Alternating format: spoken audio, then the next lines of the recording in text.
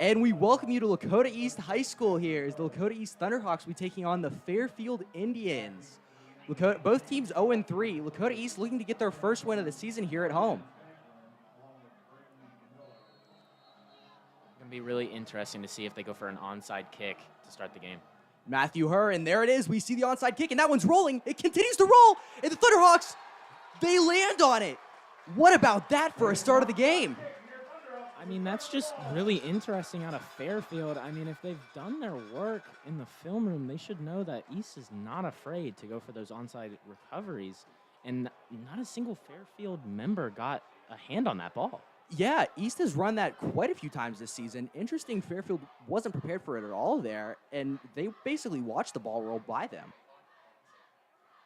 Really nice there for East, though, to be able to win the toss, get the ball second half, and start with the ball in the first half. Yeah, insanely great there for the Thunderhawks. As JT Kidna, the junior quarterback, will lead the Thunderhawks on offense. Kidna now, first snap, checks it down, picks up a little bit of yardage.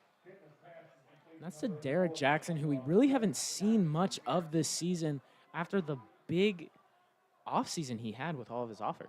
Yeah, a lot going on for Jackson over the offseason. Never playing a snap for football, getting those offers, but yeah, we really haven't seen him much this season. But nice there for them to start off with a pass to him. Officials now taking a timeout, and they'll run the clock again. It looks as though the clock hadn't run after that first play there.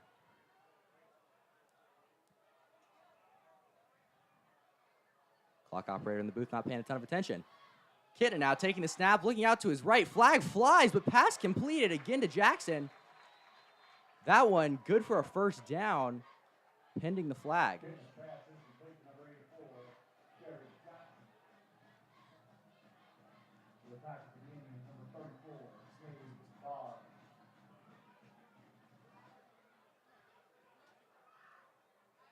Looks like the sideline was a little too far up, so they seem to have thrown a warning flag there. Yeah, saw the ref there push him back just a little bit, but that first down will stand, and the Thunderhawks will continue on offense. First down, Thunderhawks. And that's 2 in a row to Derek Jackson. Yeah, starting off strong to the tight end. Vogelman now in motion. Getting a handoff to Hooks. Hooks now taking her on the right side, finds a little bit of a hole, and is dragged down. Nice to see them go to the run there and be able to get a good 5 yards, 5 to 6 on that first run. Yeah, good pickup there. And Thunderhawks fast to get to the line here. 3 wide receivers out to Kidna's left. Vogelman now in motion. Kidna moving fast, handoff to Hooks. Hooks bouncing, couldn't get through the hole there and gets dragged down. Seemed to just go hurry up there with the same play on offense. Worked well the first time. Why not do it again? And they get the first down. Great work there for the Thunderhawks. They are coming out strong in this game. Yeah, and I mean, this is very needed for them. Last week, we saw them go to more of the huddle offense, and it seemed to work really well against a really good opponent in Princeton. Yeah, that worked very well for them in the first quarter when they were able to execute it, but then they had to start moving fast like they are now. But hurry up here, working well against Fairfield. Kidna now drops back. Quick pass out to Vogelman. Vogelman now trying to fight for some extra yardage. Gets knocked out of bounds. Really nice play there. Fairfield playing a bit off. Get Vogelman out in space. Let him do his work. Tez Gwynn there for Fairfield on the tackle, knocking him out of bounds. And the big talking point in this game is really just going to be which defense is able to hold more. Both defenses haven't had a very good start to this season. So if they're able to hold any bit, could be a win for their team. Yeah, looking at Fairfield, their defensive line, none of them are returning starters, all fresh guys on that front. So a little bit of struggles there from the Fairfield defense. Kidna now dropping back, and heavy pressure brought, but Kidna able to escape for a second and is able to throw it out of bounds. Really nice there from Kidna, being able to evade it for enough time, look down, keep his eyes downfield, and be able to just get that ball out of there to avoid the sack. Funny, we just talked about the defensive line not being experienced as they get to Kidna there. Yeah, and I mean, that just also goes to show the inexperience of this offensive line. Yeah, they have definitely been working these first couple weeks, try to improve, and we have seen a little bit of improvement since that first game. going to be key to today's game that they can keep these blocks up. Big red zone third down here for the Thunderhawks. About 4 yards to gain. Kitten now hand off to Hooks. Hooks trying to get it up through the middle. Still fighting for yardage. Thunderhawk ball carrier, Ryder, Hook. Looks like they're going to call for the first down. Really nice there to fall forward on that ball. Get themselves a first and goal. Really big for the Thunderhawks there to set up first and goal here. Thunderhawks looking to score on their very first possession, which they have yet to do all season.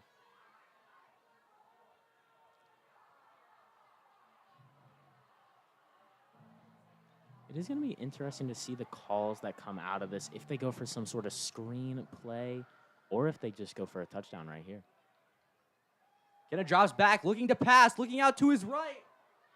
Pass over the head of his receiver. Really interesting there. Really nice route, good ball. A little bit of tugging by both sides there. I'm guessing that's why the flag was not thrown. Yeah, just a competitive battle there. Refs let them fight that one out. Unfortunate there that Kitten just sailed that one high. Just a little bit. Hard ball to put in there on the backside of the end zone towards the field. Really nice pass, though. Second down now for the second and goal now for the Thunderhawks. Looking to punch one in here. Kitten now passing out to Vogelman. Vogelman will take it in and score. Thunderhawks score on their opening possession. Really nice there. Looked like a play we saw earlier in the game that had Vogelman open. They went right back to it. Got him a touchdown. Yeah, great touchdown there from Andy Vogelman. Just completely wide open in space. Easy pass down and just brought it right in. Exactly what Lakota East needed to start this game. Get their confidence going now so that when their defense comes out on this field, if they make a big stop, could be an early end. Absolutely. Matthew Herr out now to attempt the extra point.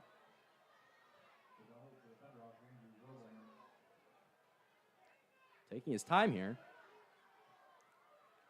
And Jackson now going out on the field, taking his time there. Maybe didn't know his assignment. Herr now puts this one up, and it is through. Thunderhawks lead 7-0 early in the first quarter. That's a really nice kick there by Herr. Able to get it up and distance. Yeah, great work there by Herr.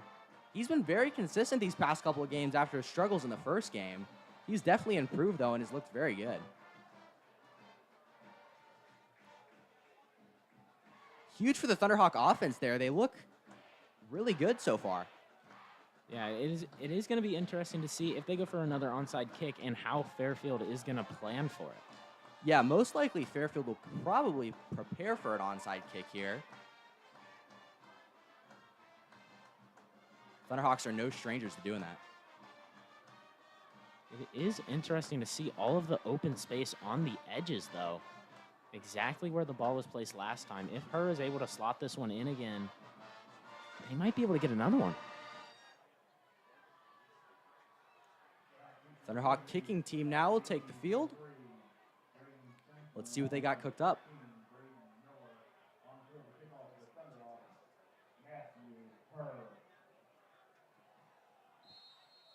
Again, interesting formation, same as we saw for the very first kickoff of the game.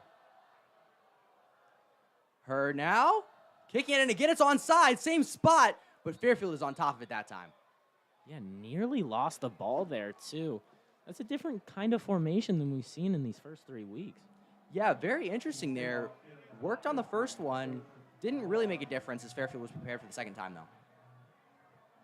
Yeah, I mean, once you get them once, they're going to be expecting it, but when you're able to get it, you get amazing field position, but the issue is, if you don't get it, they get great field position in turn. Yeah, Fairfield will be taking over at about their own 47. Basically half the field to go here.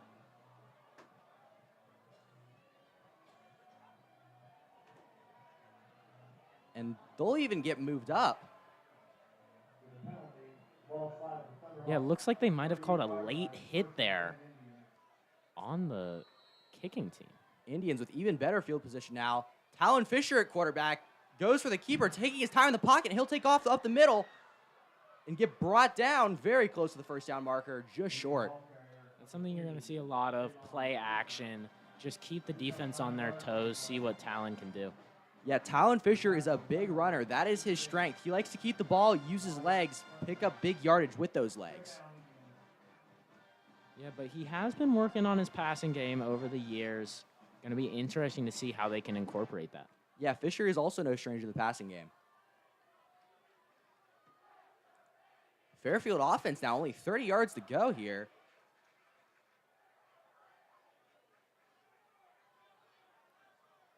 Official now taking time. The Thunderhawks are swapping out some personnel on defense. Now he'll roll the clock.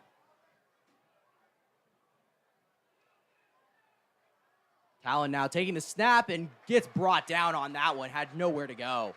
Really good blitz call there by Lakota East. Both linebackers got in there immediately, able to bring him down.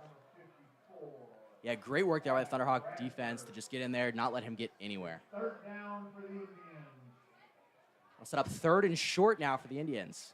Yeah, this is going to be a big defensive stop. If they're able to stop them here, you'd imagine that they'd go for it. If Yeah, they're able to get the turnover on downs here, really going to help with their confidence throughout the rest of this game. Fisher now in the backfield. Take the snap, hands it off around the outside and picks up the first down. Really nice run there. The ability of Fisher with his running backs is really just going to be hard for this Lakota East defense to have people everywhere that the ball could be. Yeah, great handoff there to George. Took it around the outside, picked up the first down.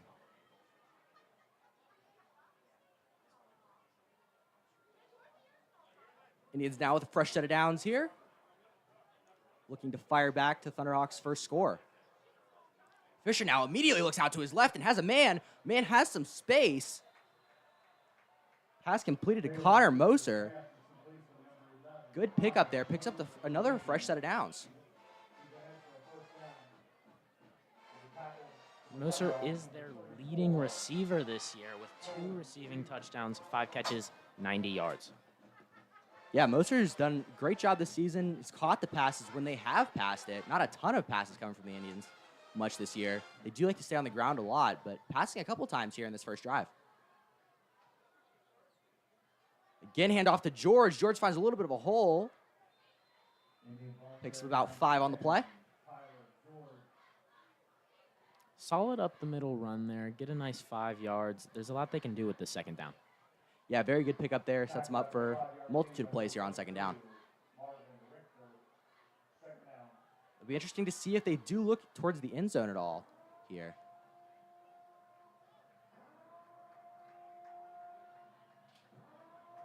Four wide receivers out. Fisher fakes the handoff, takes it straight up the middle. No one to even get on top of him, takes it right in. Yeah, I mean, really nice read option there. Offensive line able to just open a massive hole in the middle of the field for Fisher. Yeah, great work there by the offensive line. It parted the Red Sea almost, and Fisher just took it right in. Fairfield now, interesting formation to start. We've seen that from a couple of teams this year. Notably, Hamilton tried it here. And they'll get in their regular kicking formation now. Fisher is the man holding the ball here on the kicks. Wouldn't be surprised if we see a fake at some point throughout this game. Aiden McGuire here to kick. Hold is good. Kick is up. Now one is good, and that ties the game. Fairfield able to fire back the Thunderhawks' first score. Tie things up here halfway through the first quarter. Yeah, I mean, just like we were saying earlier, it really is going to be a battle of which defense can get the most stops. Because the offenses, both of them, have their high power potential with Lakota East, with the passing game and running game, and the efficiency of Talon Fisher and the running attack for Fairfield. Yeah, this could absolutely set up to be a high-scoring game. Something we will see tonight is the true potential of the Thunderhawks offense with the struggles for the Fairfield defensive line. Thunderhawks will probably be looking to throw deep more often than not tonight. Yeah, I mean, the issue with their deep ball really has just been they didn't have the time for it in the recent games. But if they're able to get the time and Kitna is able to get the ball out cleanly, he's been putting it right on the money. Yeah, Kitna has been a great passer and a multitude of great receivers on this team.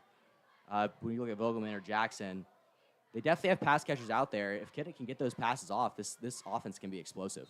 Yeah, especially with Neal, number 1 on the outside. His post routes this season have been amazing. McGuire puts this one up deep. That one will be a returnable kick there to Jones. Taking now around the left side. Finds a little bit of room, still fighting for yardage. Takes it out to about the 25. Solid run out there. Gives Lakota East decent field position to start with. Yeah, Thunderhawks starting average spot there, the 25. Not quite as favorable as their first drive, but more opportunity to see this offense work. Yeah, and I mean, I think you have to expect either a short run here or a deep ball downfield. Wouldn't be surprised if they try for something like that. Yeah, we have seen the Thunderhawks go for it all on first down type plays like this. See if they bring it out here.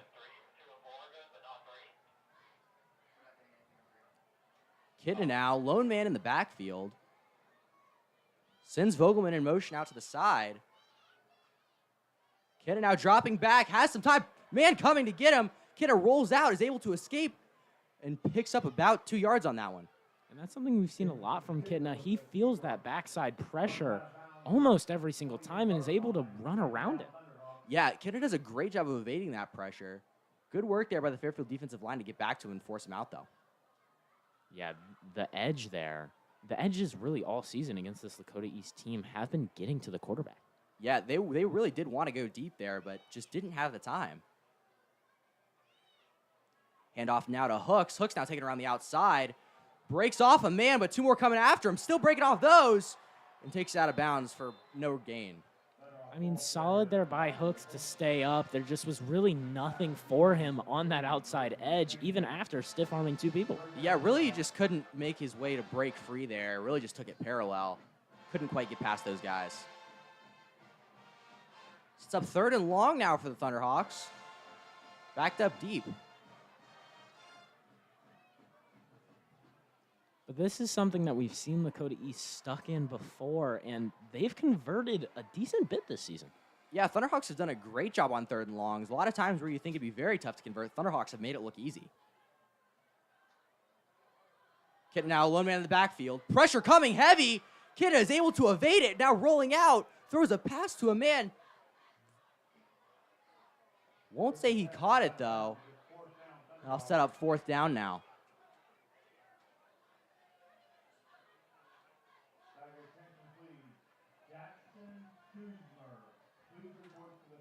Thunderhawks there just couldn't quite get that one. A lot of pressure coming. Yeah, and that's the second play in a row where Kidna just wasn't able to do much with that. Vogelman now in the backfield to punt. We saw him punt a couple of times. Kidna fakes the snap. Vogelman, that one's almost straight up in the air. That one goes off into the benches. Yeah, I mean, we saw that once last week, but Vogelman did have 2 good punts as well during the last week game. Yeah, Vogelman has been a little hit or miss as the punter. Also did have 1 return, which was unfortunate. That one that punt not super great. We have some good ones from Vogelman. Yeah, and I mean, that is just the issue with putting a wide receiver back there to punt the football. Indians now taking over at about the same spot as last time. Just over 30 yards to go. Let's get into the end zone.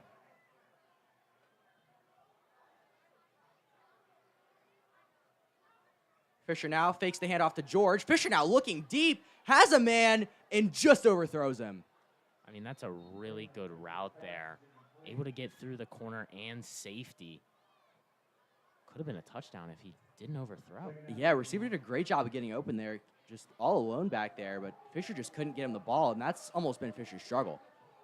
Yeah, I mean, his arm is really inconsistent throughout these years that we've seen him, which is why they heavily go towards that run game.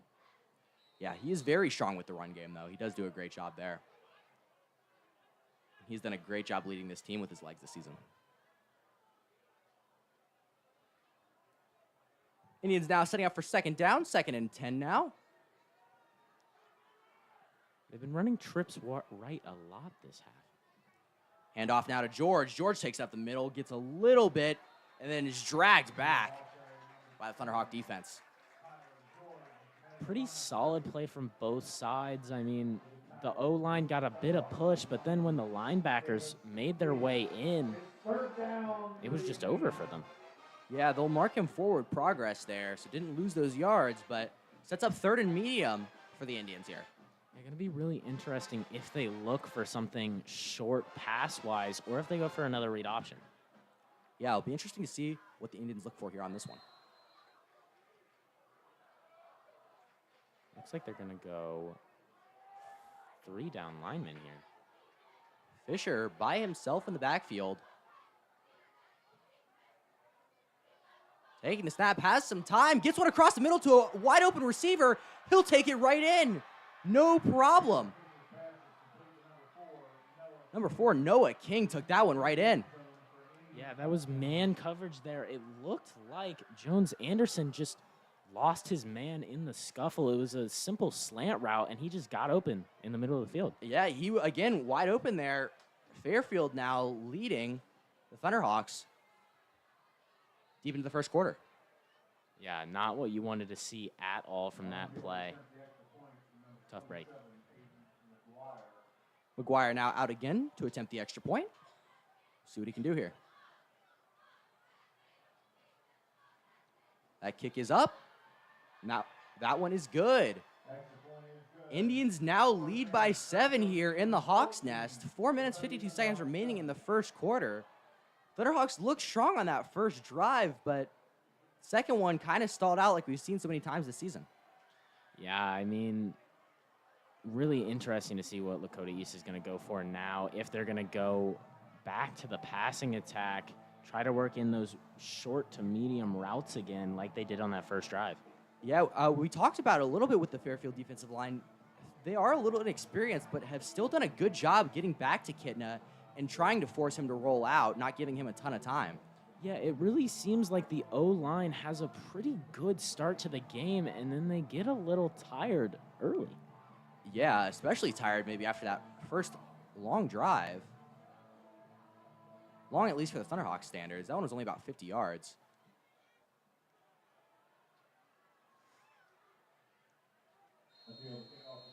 McGuire and the Indians kicking team now out, ready to boot this one away.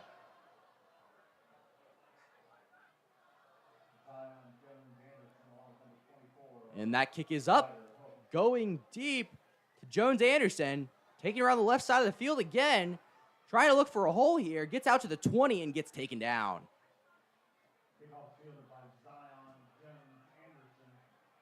Interesting to see that he did receive that. Ball almost went over his head into the back of the end zone.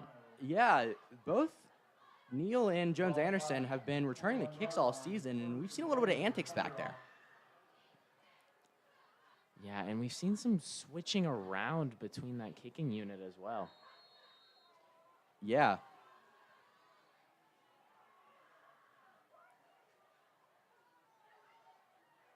Three men now in the backfield. Hooks behind them. Vogelman now in motion. Interesting formation here. Kitna fakes the snap and gets him to jump. Yeah, I mean, that was just a lot of confusion from both sides there. Seemed to be lined up a little bit wrong at first and then gets him to jump like we saw so much last week. Yeah, great work there by Kitna to get him to jump. Definitely saw that a lot against Princeton. Almost gets him to do it again. Kitna has been very skilled with the hard count this season. He'll hand it off now to Peck. Peck takes it around the left side, just short of the first down marker. And we haven't seen too much of Peck throughout the season, but when he's been on the field, he's run really well. Yeah, he has done a good job in those times where we haven't seen hooks in. It's definitely been a great compliment to him.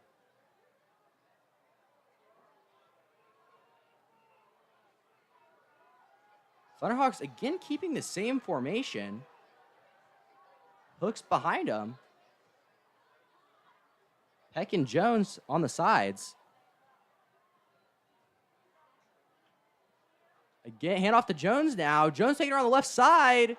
Gets close to the first down marker.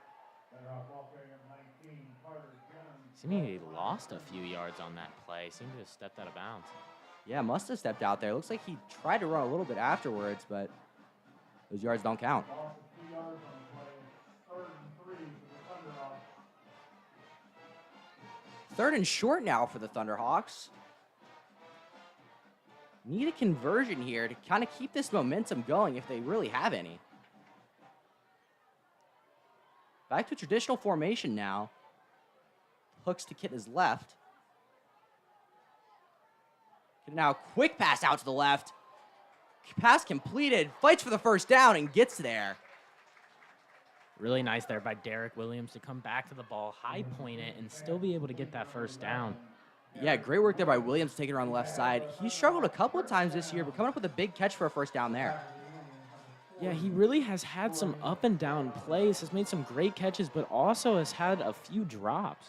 Yeah, noticeable drop last game against Princeton. Had a chance to convert late for the Thunderhawks, keep a drive alive, but didn't catch it, didn't convert.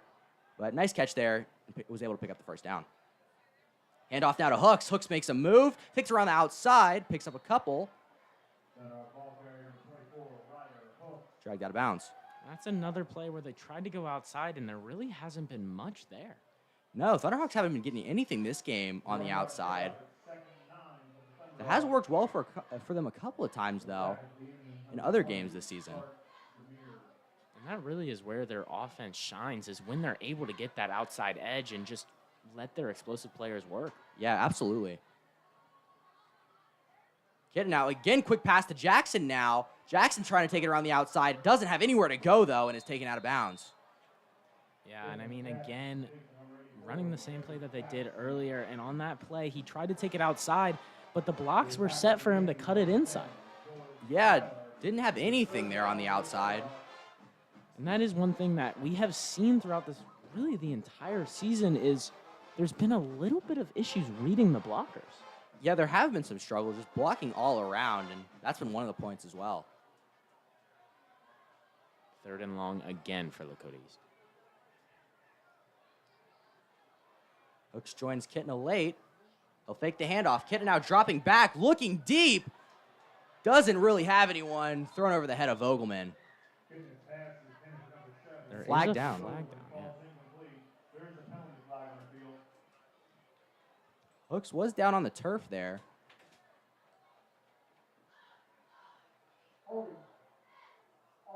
That one will be called a hold on the Thunderhawks. And they called that foul on Hooks there, who was on the floor. Interesting there. Thunderhawks now in punting formation, though. Interesting punting formation at that. Looks like Kitna will most likely fake this snap again, and it'll go back to Vogelman. Just that happens. Vogelman now kicks that one away, and that one's up in the air. Gets a little bit of yardage, but not a ton. That one might have touched an Indian. Kitna pointing like the Thunderhawks have it. Waiting for the call now. And they're going to call it Fairfield ball, I do believe. Nearly got to push a Fairfield return man into it. Yeah, they were all wrapped up over there. Fairfield man unknowingly almost bounced into it. That's one thing that you don't really see players try to do as much on those plays, is try to push their opponent into it so that they have the rights to the ball as well. Yeah, almost worked very well there for the Thunderhawks. But the Indians will take over just across the 50. Talon Fisher, lone man in the backfield again. That one goes straight to him, and he'll take it up the middle. Picks up some yardage, still fighting. Just short of the first down. Yeah, and that's very close to what we saw in the red zone as well. And again, able to just run it up the middle for some good yardage. Yeah, great work there by Fisher to pick that up. That's what he's good at.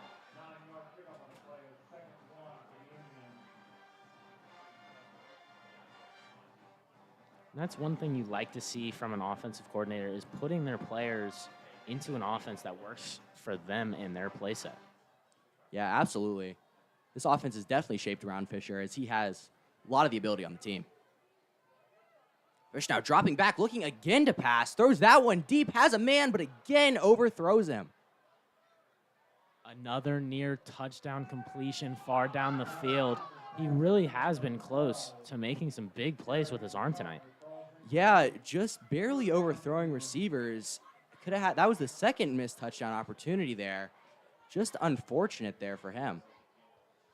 And they did seem to bring a rush from Lakota East defense, but as the ball was coming out, they seemed to stall. Yeah. Didn't quite really get anywhere with that one.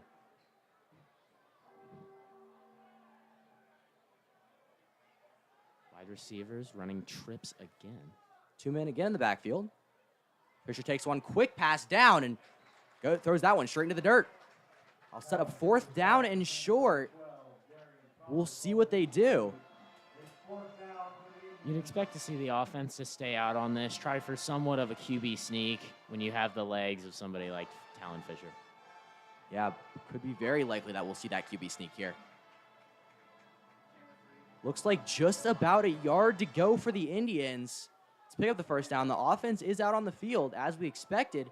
Talon Fisher not under center though.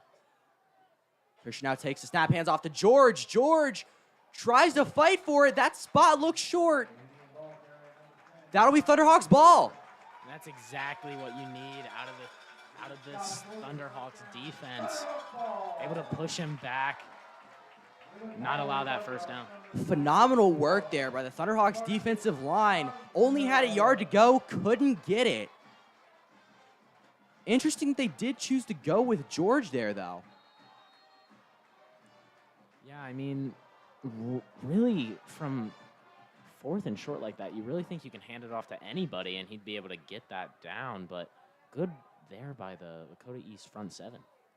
Thunderhawks will now take over on offense, looking to fire back to Fairfield's last touchdown.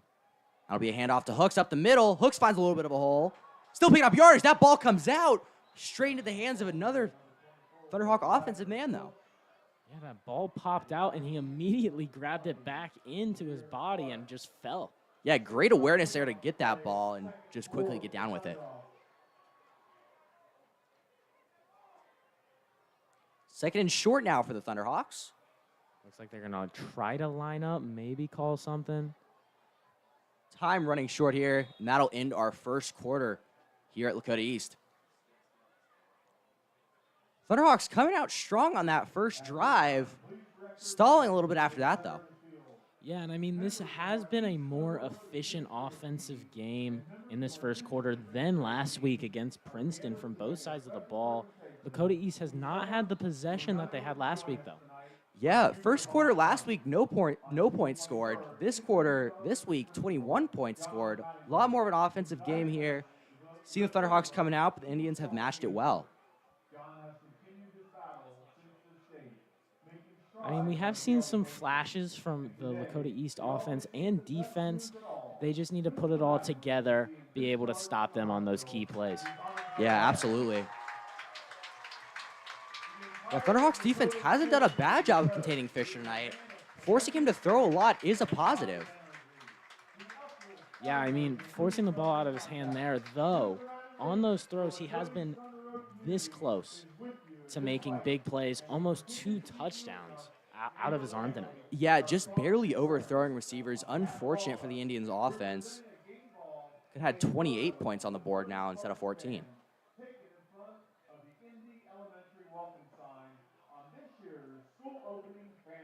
Looks like we're trying to resume play here. Still a few people out on the field.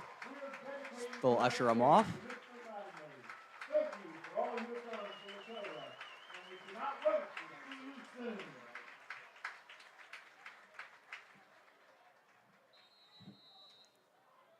Thunderhawks now ready to continue their offensive drive. Hand off to Hooks now. Hooks taking around the outside. Has a little bit of room to run. Brought down hard by Fairfield defender, though. Solid run there. Able to get to the outside and do something with it, though. No blockers able to help him out afterwards. Yeah, no blockers, but was still able to pick up the first down. Good job there. Thunderhawks keep driving.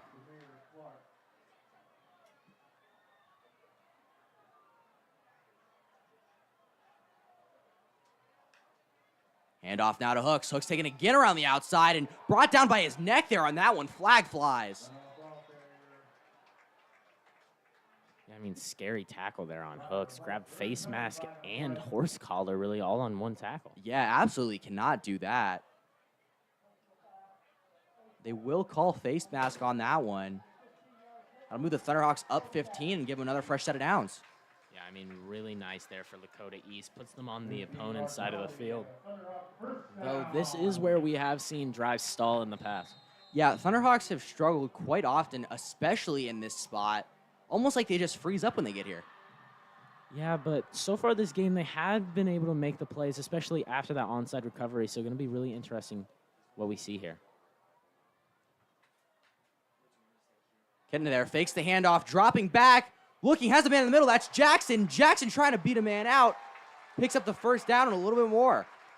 Really nice there by Jackson, able to just get into the middle of the defense. Wide open there for Kitna. Yeah, nobody around him. Easy completion there for Kitna. Got that one straight to him, picked up a first down. Thunderhawks now inside the 20. See if they can punch one in. Kitna now looking out to his left. Pressure coming. Heavy pressure. Kitna avoids it. Puts that one up in the air. Just throws it away. Really unfortunate there because if he had another second, he would have had Andy Vogelman wide open on that right side of the field. Really no defender near him. Yeah, unfortunate. Like we said, this team has the receivers. They just need the blocking. And that one right there illustrates that very strongly.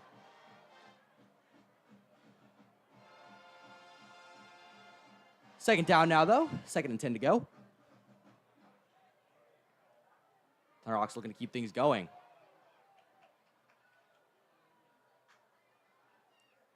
Now trying to get him with the hard count.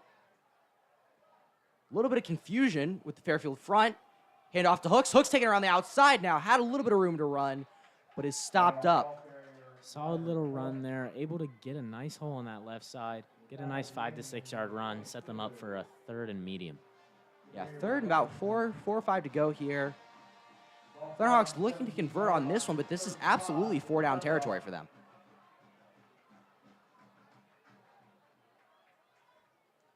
Although we did see her make a kick from this range last week, so maybe they will look to the kicking game. Wouldn't be a shock, but knowing Kitna, not sure how he would feel about it. And this is a design keeper for JT. Kitna takes it around the left side, doesn't pick up the first down, but that makes it 4th and very short. Let's see what they go with.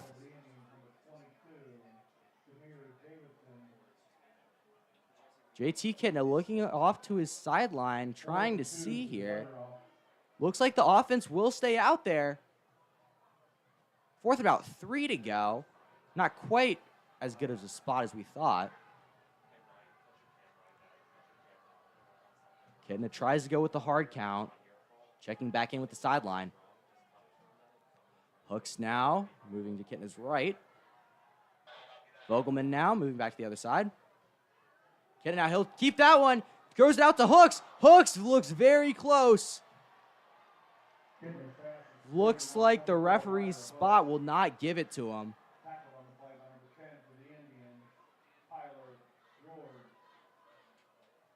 Yeah, and on that play, ball a little high there. Yeah, Makes Hooks have to jump up for it. Yeah, if that one could have been into Hook's chest, it could have been a first down. Yeah, just unfortunate there. Kitna a little rushed, it seemed. We did see head coach John Kitna talking on the sideline with one of the O-linemen immediately after that play. Yeah, we've seen that a couple times this season. Offensive line immediately getting talked to after coming off the field. Trying to improve the unit as a whole. Still trying to find their way. Fisher now fakes the handoff to George. A lot of Thunderhawks back there, though, to corral him. I mean, really nice. Multiple Thunderhawks in the backfield. All got hands on him, but Talon did get away from everyone there. Able to get back to the line of scrimmage. Yeah, nobody actually did tackle him there. Talon just went out of bounds. Ran out of space. 2nd and 10 now for the Indians. They will actually back him up just a little bit. Say it is a loss of 2. 2nd and 12 now for the Indians. On their own about 8-yard line. Fisher now on the keeper, looking for a man, gets it out to his right, and brought down right at the line. Really good play there by Connor Cruz. We've seen him make a lot of open field tackles throughout the season. Yeah, Connor Cruz done a great job in that backfield. Connor Cruz there taking out Connor Moser. That one, Connor on Connor matchup. And Connor won. He did. Third down, about 9 to go now for the Indians. Backed up very deep in their own territory. Yeah, this is going to be a big stop if Lakota East is able to stop them here. Fisher now takes the snap, looking deep on that one, now rolling out, has some room to run. Thunderhawk man over there, tries to push him out of bounds. Looks like Fisher slips and doesn't pick up the first down. Yeah, I mean, really unfortunate there from Fisher. He seemed to have the edge on Holloman, just unable to keep his legs. Yeah, it looks like he was going to take that one. He had some room to run, but just slipped on the turf over there. Sets up 4th and 3. Looks like the punting unit will come out. This will be the first punt from the Indians tonight.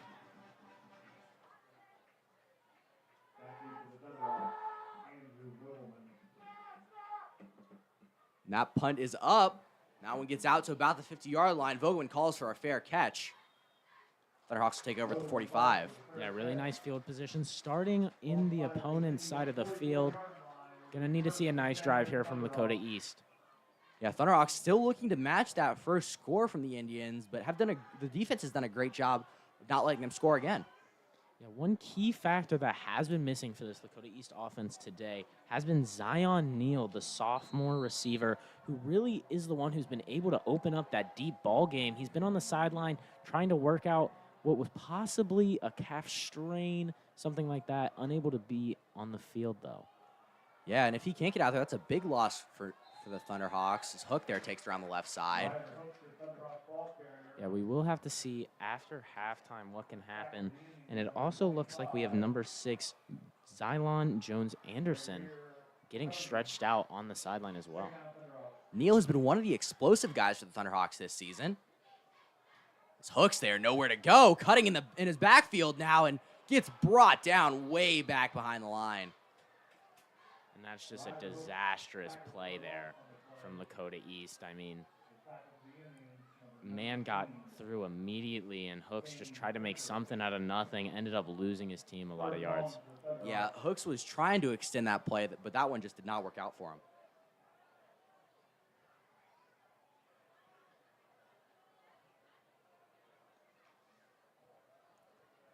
Third and short now for the Thunderhawks, trying to keep their drive alive. See if they can see what they draw up here. Kinda checking in now with the sides. Vogelman will go in motion. Fakes the handoff to Hooks. Kitten now looking to pass. Sails that one over, completes it to Jackson, picks up the first down and then some. Really nice there by Jackson. He's being implemented a lot more this game. They really haven't been able to utilize his size and speed and his just overall athleticism until this week. He's really opened up this passing game. Yeah, that was one of the question marks in the offense we saw from the first 3 weeks because we knew how good Jackson can be. We just didn't see the offense using him. But now he's converted a couple of third downs now. He's done a great job in the receiving game. Yeah, I mean, the short to medium balls in the recent weeks just haven't been there until today. Kitten now again looking to pass. Throws that one up for Vogelman, but overthrows him. Unfortunate there. Overthrows him by about 5 yards, though it was going to be into somewhat of a double coverage play, so might be a little lucky there. Yeah, Vogelman not super open at all there, but Kitten, I think, just wanted to get that one off. And that is one inconsistency we've seen with Kitna, is he has thrown some over, some under on those deep balls, but when he puts it on the money, it really is right into the receiver's hands. Yeah, Kitten does need to dial in that deep ball, but some of his short balls have been absolutely amazing. We've seen him put it into some very tight windows.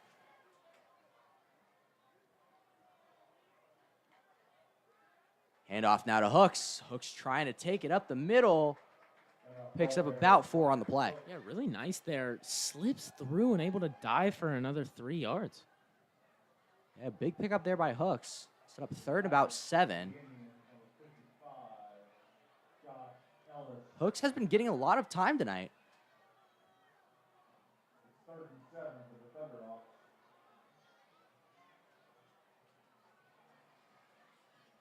Third down again now for the Thunderhawks, looking to convert yet again. Freshman Carter Jones in the game right now. Getting now dropping back, steps up now in the pocket, sails that one, pass completed, picks up the first down, flag down though. Another completed pass to Williams there for the first down. Looks like the chain gang though is staying in their spot. Kidna now talking with the referee.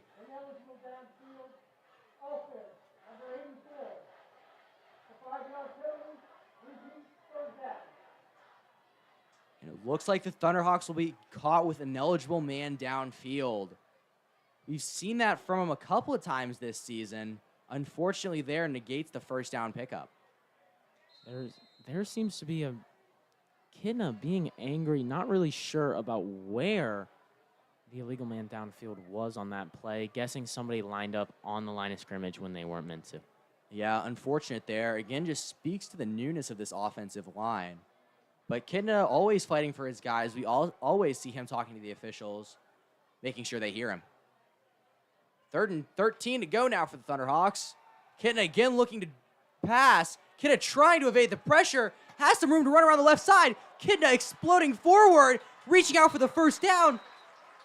Looks like he'll pick that one up. I mean, again, really nice there by JT Kidna. Able to make something out of nothing like we've seen so many times this season. Yeah, phenomenal work there. Except the offensive line again will negate that one with a hold. Didn't even see the flag down on that one. Very unfortunate, as now this is 3rd and about a mile to go. Yeah, I mean, John Kidna on the sideline, not happy at all with 2 penalties in a row to call back first downs. Yeah, Thunderhawks there were easily able to pick up 2 first downs, and both were negated by the offensive line. Very unfortunate. Kidna now checks this one down and nowhere to go. Yeah, just unfortunate there. Threw the screen into the boundary, try to see if they can break something out. Didn't seem to work there. Punt team's coming out. Yeah, throwing that one down to Perry, didn't have anywhere to go. Thunderhawks will have to punt here and will again come away with no points. Vogelman again back to punt. We'll see what he can do here.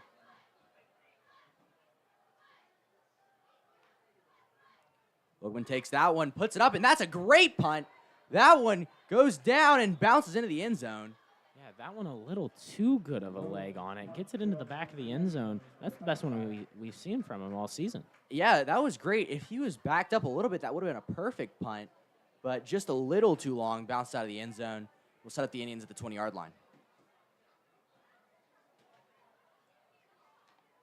The Indians have 3 minutes, 32 seconds, all timeouts to make something work on this drive. Going to be interesting to see how much they implement the pass here. Yeah, going to be very interesting. In a run-heavy offense, short time and long distance is not your friend. We'll see if Fisher can put the ball in its place here on this drive. As he'll hand that one out to George. George finds a little bit of room around the left side, picks up about 4 on the play.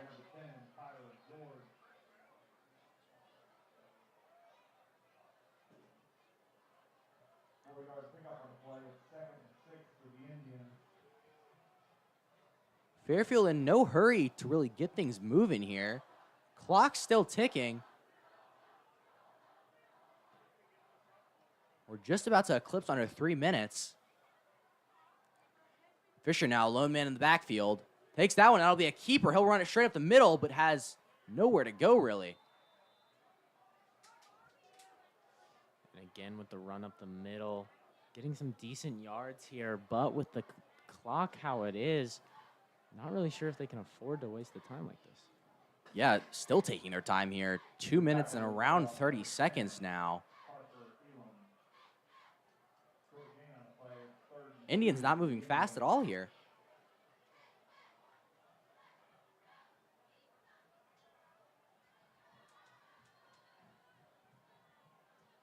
Fisher and George now in the backfield as time continues to tick down. Killed almost a minute now and picked up only about 5 yards as Fisher takes that one around the outside and fights for a first down. Looks like he stayed in bounds there. Actually, he did go out. The clock will stop.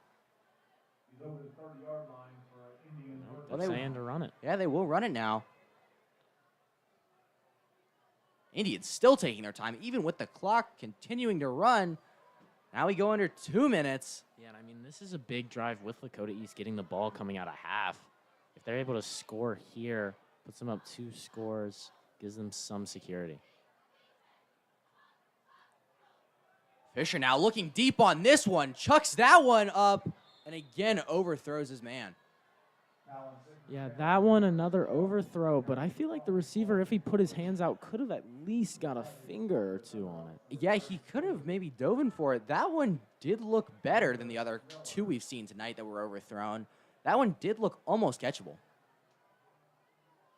Yeah, just again, unfortunate with his inconsistencies with the deep ball. Yeah, and like we talked about, not ideal for this type of situation. Minute 42 seconds. Clock did stop after the incompletion. 2nd and 10. Indians at their own 32. Heavy pressure coming from the Thunderhawks. Almost gets to Fisher. Fisher now having to escape and takes out of bounds. Yeah, I mean, really solid there to be able to get out of bounds on that play, stop the clock. Though we do have a 3rd and 5 here. If they don't get this and they give the ball back to East, if they're able to cook up some deep balls, East could get right back in this. Yeah, East with a chance here. If they do force a stop here, they do get the ball coming out of the half. Could be a good situation here for the Thunderhawks. Indians looking for a conversion here if they even want to score on this drive. Looks like they don't even want to. As Fisher's dropping back, looking for that deep ball again, throwing towards the sideline, and just a tad bit high. That one there, receiver able to get some hands on it, is not able to secure it. Yeah, Moser just couldn't bring that one in. Looks like he had both hands on it, but just couldn't reel it in. And the Indians will send out their punt team. Yeah, that's going to, after the punt, probably be about a minute 20, minute 25 for this Lakota East offense. Going to be interesting to see what they cook up here with the 3 timeouts left. Vogelman back deep to return for the Thunderhawks. See if maybe he can get a run. Looks like an Indian might have gone early there, but nothing called. That punt goes straight up into the air. Bounces out at around the Thunderhawk 40-yard line.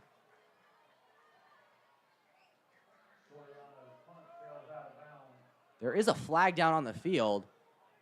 That one most likely is a false start on Fairfield. There were guys pretty deep by the time that ball was even snapped. The ball slide at their own 42-yard line. 1st and 10 Thunderhawks.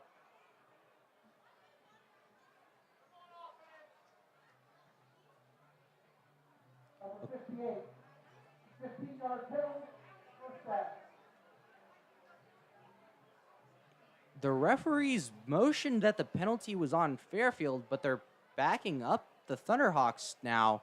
Confusion coming from the Thunderhawks sideline as well as us up here in the booth. Not sure what's happening now.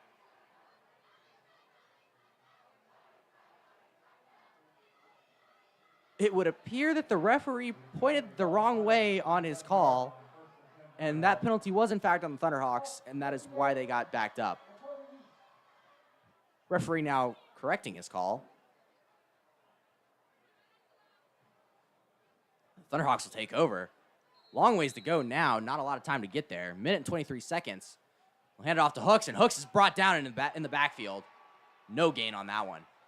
Yeah, I mean, just Fairfield defense able to get into the backfield again, throw him to the ground like we've seen so much this season from Hooks. Just getting tossed around behind the backfield. Clock keeps running here. Kid now going for the hard count. Looks like his own man jumped on that one. That one will back the Thunderhawks up even further. 57 seconds remaining now. Wouldn't be surprised if Thunderhawks just knee this one out at this point. And that one on Nick Fritzie, not what you expect from him at all. Yeah, no, Nick Fritchie has been one of the actual skilled offensive linemen, very skilled offensive linemen, in fact. He's done a great job leading the unit, the senior. Not very often you see penalties on him.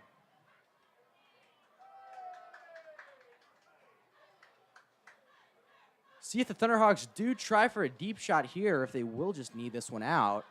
Second down, ways to go. Kidna throwing that one down to Vogelman quickly. Vogelman with a big burst of speed, but is dragged down by his legs. 50.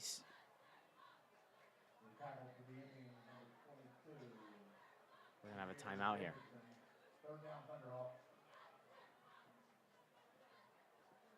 Timeout here by the Indians. They're thinking they're going to be able to get this ball back. Surprising they even want the ball back, considering it looks like they didn't want to score when they did have the ball. But I guess maybe they do want to try something. 50 seconds remaining in the half. Yeah, I mean, as we've seen, Vogelman, he did have 2 good kicks in a row, but that first one he had did go out of bounds quite early. So if they get another one of those, they really will be in prime scoring position.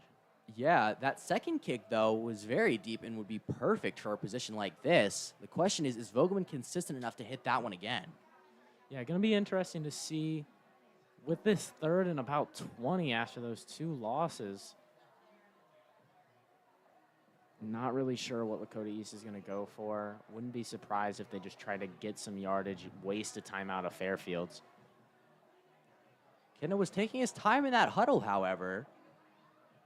We'll see what the Thunderhawks have drawn up here.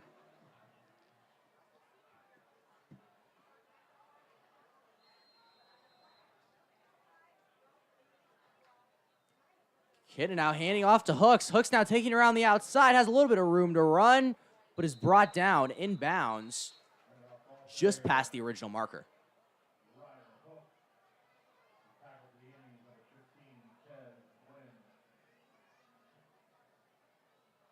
Looks like the Indians did take that timeout. It's 4th down and 8 for the Thunderhawks.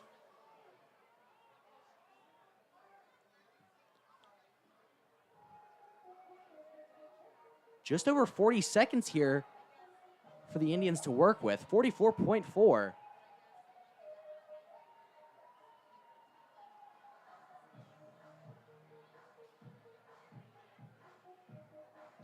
We'll see if the Thunderhawks try to convert here, if they just want to punt with Vogelman. Like we talked about, could be a little dangerous with Vogelman's unpredictability. Yeah, and with the setup here, it looks as if it is going to be a punt. This is an interesting formation with no real gunners out there. Vogelman now puts that one up, and it goes short punt out of bounds. 39 seconds for Fairfield to work with. They only have to go about 45 yards. Yeah, and I mean, Fairfield, like I said, they do have a timeout remaining to work with. If they're able to use the sideline to their advantage, they really could get into scoring position. Their kicker, though, during the extra point, didn't look like he got that much leg on it. Yeah, not sure if they'll look to get into field goal range, if they'll even attempt a field goal. We'll see if Talon Fisher can maybe work the deep ball here. He's had a couple chances. Maybe he can perfect it on this drive. Yeah, I mean, if there's any time for him to actually hit on it, it will be right now. Yeah, now is absolutely when the Indians need it. 1st down and 10 from Thunderhawk 45. Fisher now rolling out to his right, puts that one up, has a man, pass almost completed. The receiver dropped that one. That one on the money. Some may say a little left. Ball got into both hands of the receiver, number 12. Aaron Prophet, unable to reel it in. with Fisher, that was a good ball for him. He put that one on the money. It was absolutely a catchable ball. That one was probably a touchdown if the receiver could bring it in. Yeah, I mean, the ones before have been on Talon. That one, can't really say it was. No. Really good play to adjust, throw cross body, running right. Fisher now shaking that one up the middle and has some room to run. A lot of Thunderhawks on top of him. Bring him down. He picks up a first down, though. 27 seconds remaining in the half. Trying to get up and spike it now. Throws that one into the dirt, and the clock will stop at 24 seconds.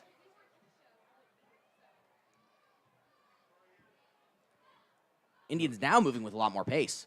The clock operator did stop it a little beforehand because of the motions that the refs were doing down on the field. Seemingly thought a timeout was called by one of the sides.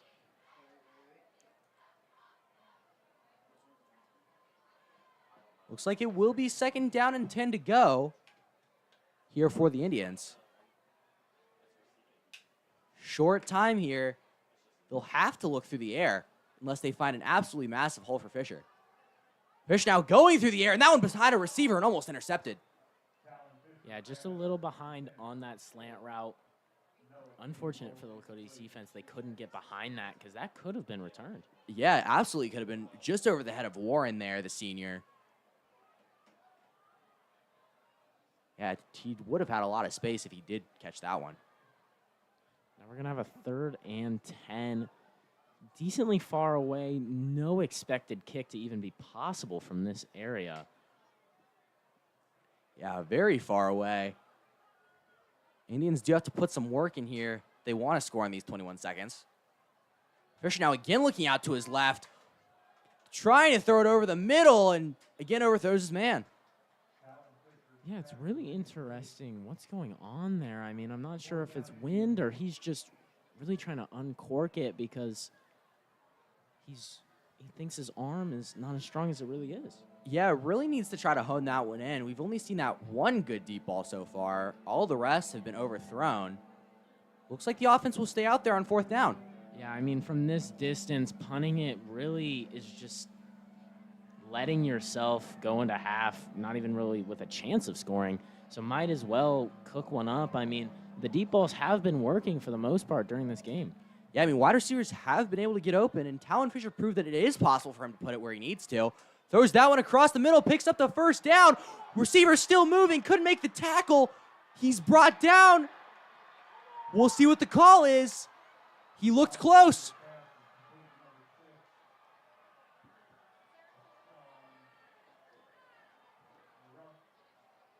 They'll say he was short.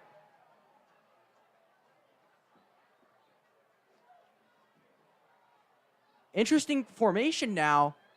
It looks as if they called a touchdown, and now they're going for the PAT. Not really sure what was going on there. No real definite call from the refs. Yeah, back and forth. We couldn't tell. Looks like I guess they did call it.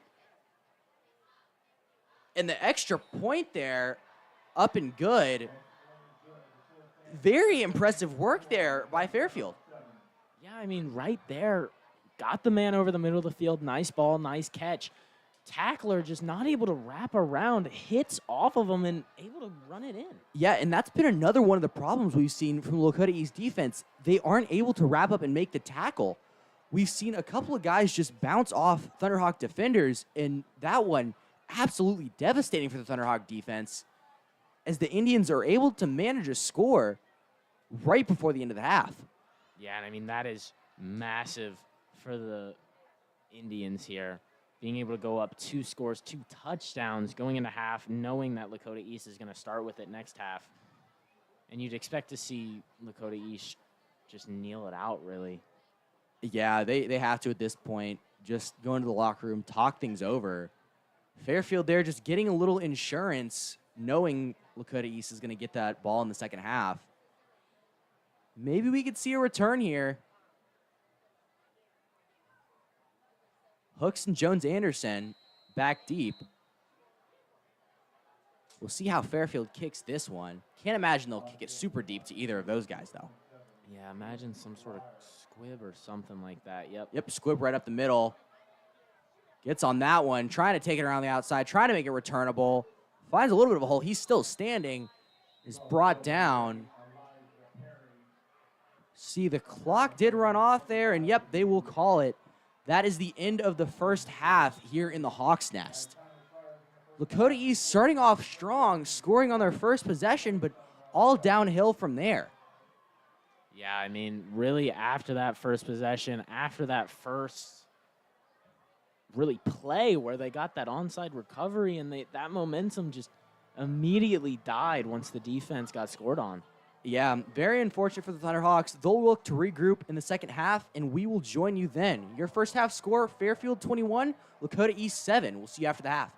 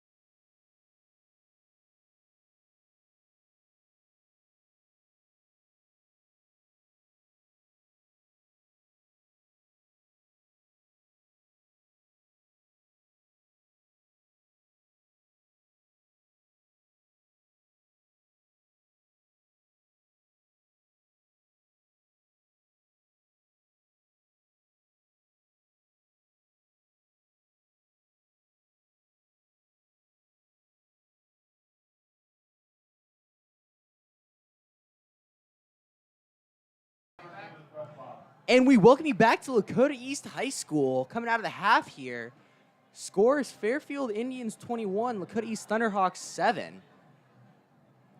Yeah, interesting first half there from both sides. First quarter saw most of the scoring with it being 14-7. Fairfield able to get a late touchdown in that second quarter. Yeah, interesting there on Fairfield trying to work that one in.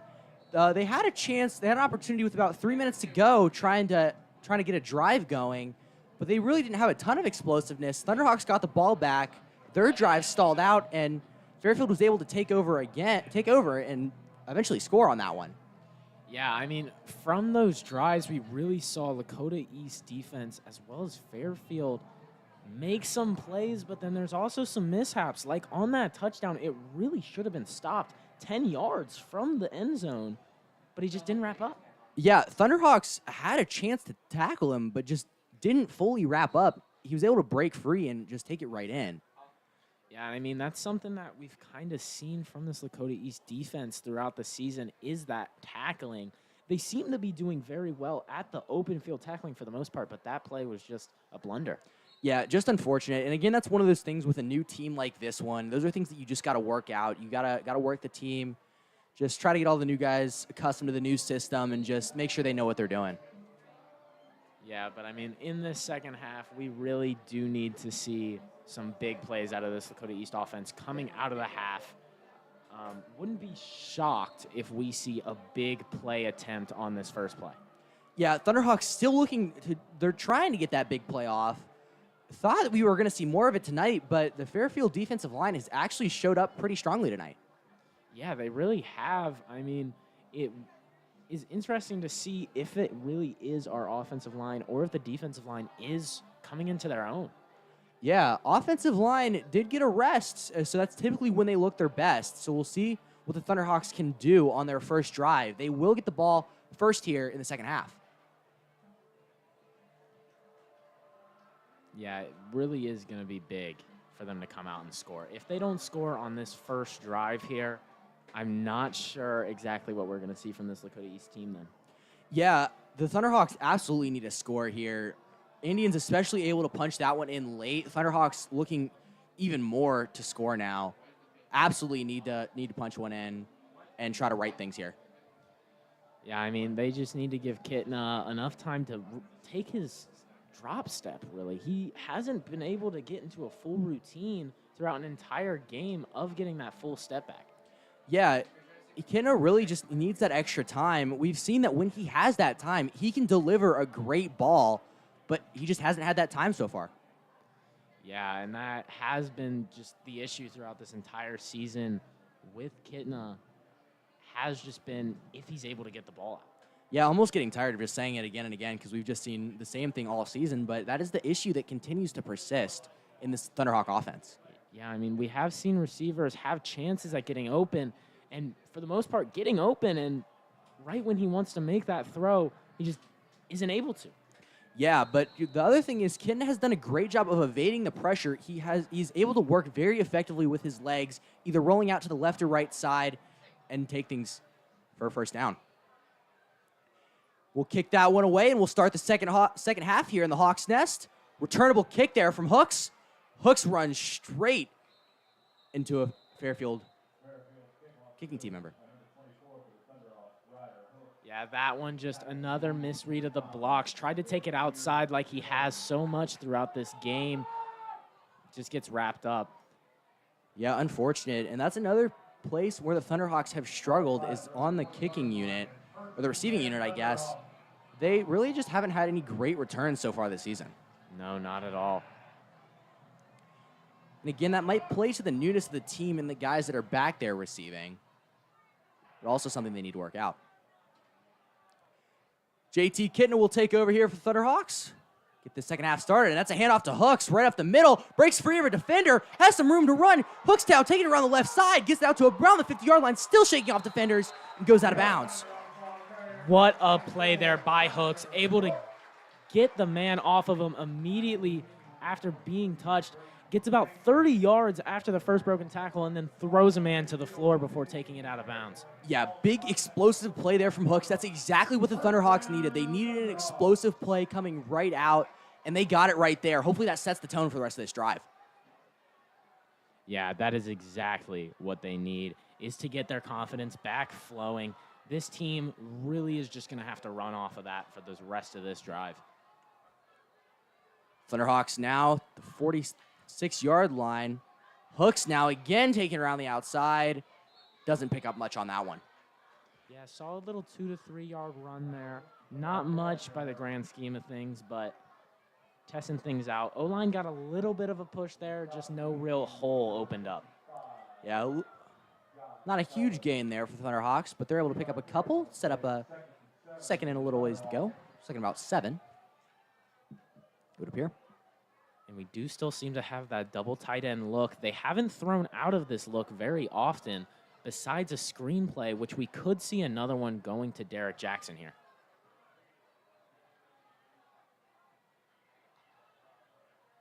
Kitten now faking the handoff, rolling out to his right, looking, heavy pressure brought. Kitten trying to evade, stiff-arming a man, puts that one up, has to just sail it out of bounds. Yeah, and that one, Kitna was waiting for his receiver going across the middle to make their run to the sideline. Just no receiver really there after he missed the small window for PJ. Yeah, and again, just heavy pressure brought there. Kitten being forced to get out of the pocket, roll out to the side. Yeah, it really does seem like this Fairfield defense knows the plays before they're being ran. Yeah, Fairfield has done a great job tonight of stifling the Thunderhawk offense. Kitten now alone in the backfield. Now immediately looking out to his left, completes that one to Williams. Williams picks up the first down and then some. He's having quite the night tonight. Yeah, and another third down saved by Williams. Exactly what they want to see. Nice little curl route. He really has been very good this season at coming back to the ball. Yeah, very impressive there by Williams. We talked about it earlier. Struggled in the first few games, but has really shaped up tonight and converted a couple times for the Thunderhawks. Yeah. Really nice to see that with Neal being out of the game. Handoff now to Hooks, and Hooks taking it around the left side again. Picks up a little bit on the play. We got a flag on the far side. Got a little chippy there, threw PJ to the floor. Going to be an unnecessary roughness. Yeah, tempers flaring there. McFarland in a little bit of a scuffle.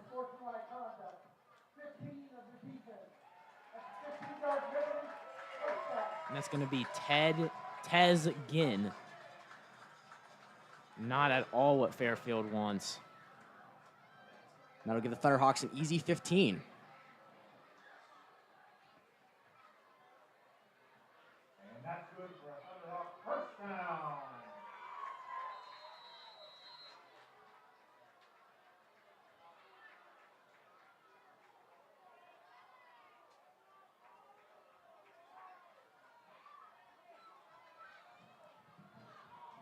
Thunderhawks now trying to prepare things here. First down and 10. Trying to get into the red zone here. Hand off to Hooks. Hooks finds a hole. Hooks now taking it around the right side. Hooks again outside and takes it in for a touchdown. Exactly what we needed there. That is a great play by Hooks. Able to break it to the outside. Uses the blocks amazingly. Understands that if he breaks it outside that second time, it is going to be a score. Great work there by Hooks. Bounces it twice, takes it outside once, outside again, and just runs it right in. Thunderhawks absolutely needed that one, and a great drive to fire back. Yeah, I mean, Hooks showing why he is really the core of this offense throughout the season. That extra point is up and good. Thunderhawks now only down 7 here. We have a game on our hands. Yeah, I mean, that's the exact drive we were talking about coming in. Big play to start it out. And then Hooks going from his big play to start it out to that big play to finish it with the touchdown. Yeah, Hooks on both ends of the drive there, doing an absolutely amazing job, and he is the anchor point of this offense for sure. Yeah, I mean, the offense really has been able to get a decent amount of push when it comes to runs throughout, especially runs up the middle for today's game. Yeah, absolutely. We saw it right there. Definitely is solid for the offensive line there to make the hole for hooks and being able to take it in. Yeah, going to be interesting to see if we have another onside kick possibility. Yeah, let's see what Kitten has drawn up here. He is no stranger to the offensive kick. We like talking about it as much as we like seeing it. Always fun to see him kick an onside kick. They've recovered 2 now. 2 consecutive games as well. They've recovered an onside kick. Covering one against Princeton last week and then first one of the game this week. Would be nice to see if he can get some airtime on it, chip it over number 40 on this near side, get Vogelman on it. Yeah, Vogelman there on that side, speedy guy. Puts that one up and over. Fair catch called by Fairfield. That's a really heads-up play there to call the fair catch, not even take a chance. You know you're going to get good field position anyways. Yeah, good work there, and he saved himself from absolutely getting clobbered by the Thunderhawks. Yeah, nice there by Mason Gaudio. Indians will take over at their own 33-yard line, trying to match the Thunderhawks' energy. Outside their own 32-yard line, first and 10 for the Indians. Talon Fisher in the backfield with George to his right. Handoff now fake to George, and Talon Fisher will take that one up the middle, has some room to run. Picks up the first down. Solid tackle there by Marvin Richter as well. And another solid run by Talon Fisher. Yeah, great work there by Richter to bring him down. Stop all of his momentum. He is a fast guy, and he is a hard one to stop. And I mean, looking into that first half, during the first half, Fisher was leading the game in rushing yards. Now, after that drive by Hooks, no longer, but really nice first half from this Fairfield offense. Yeah, see if they can keep things going here. First down and 10 now. Fisher again fakes the handoff to George and takes it again up the middle. Picks up about 7 on the play. Yeah, I mean, another nice run up the middle. I mean, that's really been working for both sides tonight. Yeah, we've seen it especially with Fisher. Run after run, he's picking up basically a consistent 7 at this point. Like we talked about, we knew that would be one of the big points of this Indian offense. Yeah, I mean, the run attack has just been working for them all season. But, I mean, today we've had 2 passing touchdowns from the team. Yeah, that also is shocking. Touchdowns have come from the passing game despite how strong that rushing attack has been. And Fisher now fumbles the snap, and that one's still in the backfield. No real idea who could have fallen on that one. Could be anybody's ball. A lot of excitement there in the backfield after Fisher couldn't quite get a hand on it, but it looks like Fairfield will hold on to that one. Refs looked like they pointed different ways there for a second. Yeah, I'm not really sure what was going on there. Seeming the Fairfield player had the ball in his hands. Yeah, like we said, anybody's ball there. Not sure the ref could even figure that one out. That one will waste it down for the Indians. It'll set up 3rd down and 10 here. Yeah, I mean, this is going to be a big stop opportunity here for the Lakota East defense. Seem to be playing very far back. Zone coverage look here. Fisher now drops back, looking out to his left, completes a pass across the middle. He's brought down. That spot will be close. Looks like they'll give it to him. Yeah, I mean, that is a really good spot by the ref to be able to know the forward progress on that catch. Just played a little too far back there, knowing where the sticks are. Interesting to see that they didn't play up on those curl routes. Yeah, interesting there. The tackle was made, but after he'd already picked up the first down. Yeah, I mean, not what you wanted to see there on that 3rd and long. He did come screaming in with that tackle, though. Very nice wrap up, brought him down to the turf, but will set up a first down for the Indians.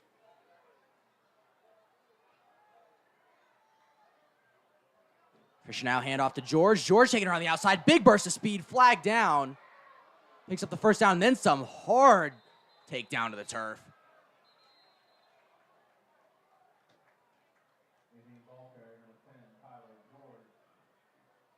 Looks like there might be a flag here for holding.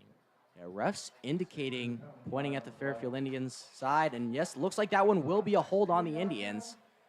That run will not count and they will be backed up. That call looked to be on number 6, Ruff. Not really sure where their hold was exactly. Maybe a bit of a hug by chance. Yeah, not even sure if they needed that one, as George had a huge burst of speed and just took it right past everyone on that one. And again, big penalty there by the Indians.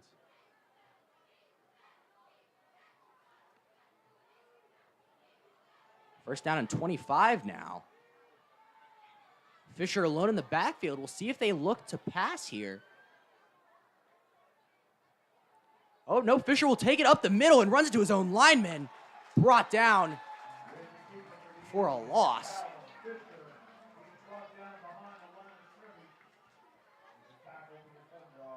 Really nice there by Davis Teague and this defensive line.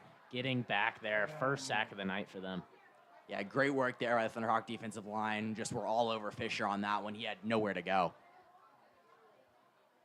That's going to push them even further back. We're going to have a second and 22. I apologize. Yeah, long ways to go here for the Indians on this one. Wouldn't be surprised for another run here. Fisher now looking to pass, and pressure again brought. Rolling out, throws that one deep, and that one's completed on the sideline. Amazing pass by Talon Fisher. And finally there, Fisher is able to get his arm right coming out of the half. Seemed to have tweaked it a bit. What a ball. What a catch over the defender.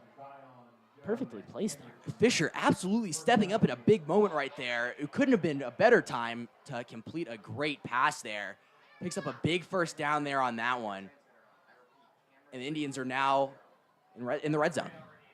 Yeah, I mean, wouldn't be surprised if they get a score here with how efficient they've been with the close running attack throughout this game. Yeah, we'll see if they look to keep it on the ground. They're definitely in that range now, and Fisher does keep it, bouncing around the outside, but gets brought down again. And that's going to go down as another sack for this Lakota East defense. Bradford there on the tackle.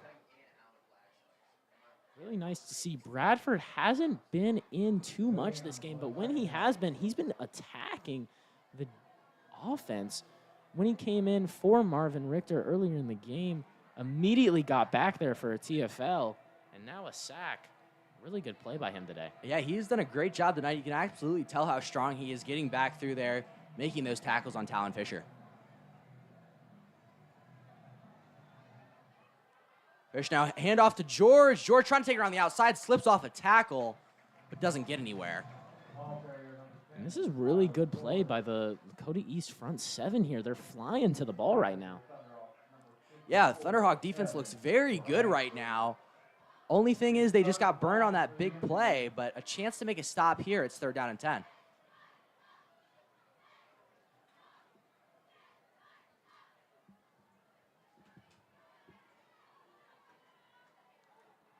Third and long here. No men in the backfield as well. Yep, Talon Fisher there. He'll take that one, looking to pass. Now rolling out to his left, fighting for the first down, picks up the first down, and then some. Is he in? They're going to call touchdown there. I mean, nobody was on that left side. Seemingly designed for him to run that. Yeah, we've seen that play a couple of times. Looking like he's going to pass, sits back there in the pocket, and then just rolls out on the left side. Just nobody to block him. Again, just taking it in basically untouched. Yeah, I mean, forcing all the receivers to run that slant route puts them in the middle, and then there's nobody left out there with that man coverage defense played. Really nice play call.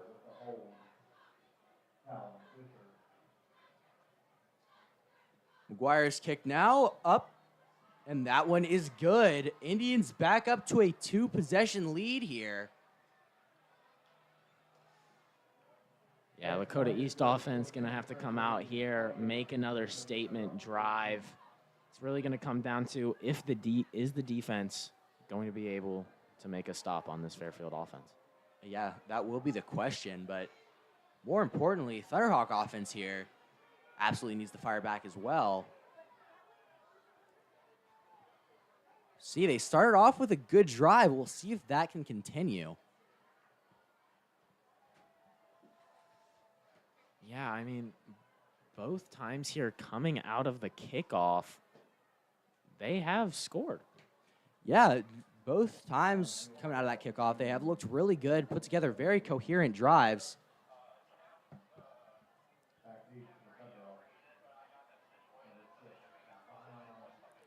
Thunderhawk receiving team now going out there. See if they can make something happen here.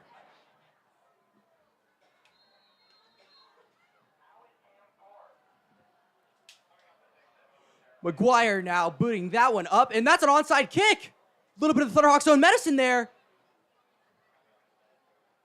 Wow, very unexpected. Really fortunate for the Lakota East return team to be able to get onto that. The man who ended up just falling on it was Cohen Rape, who has a broken hand.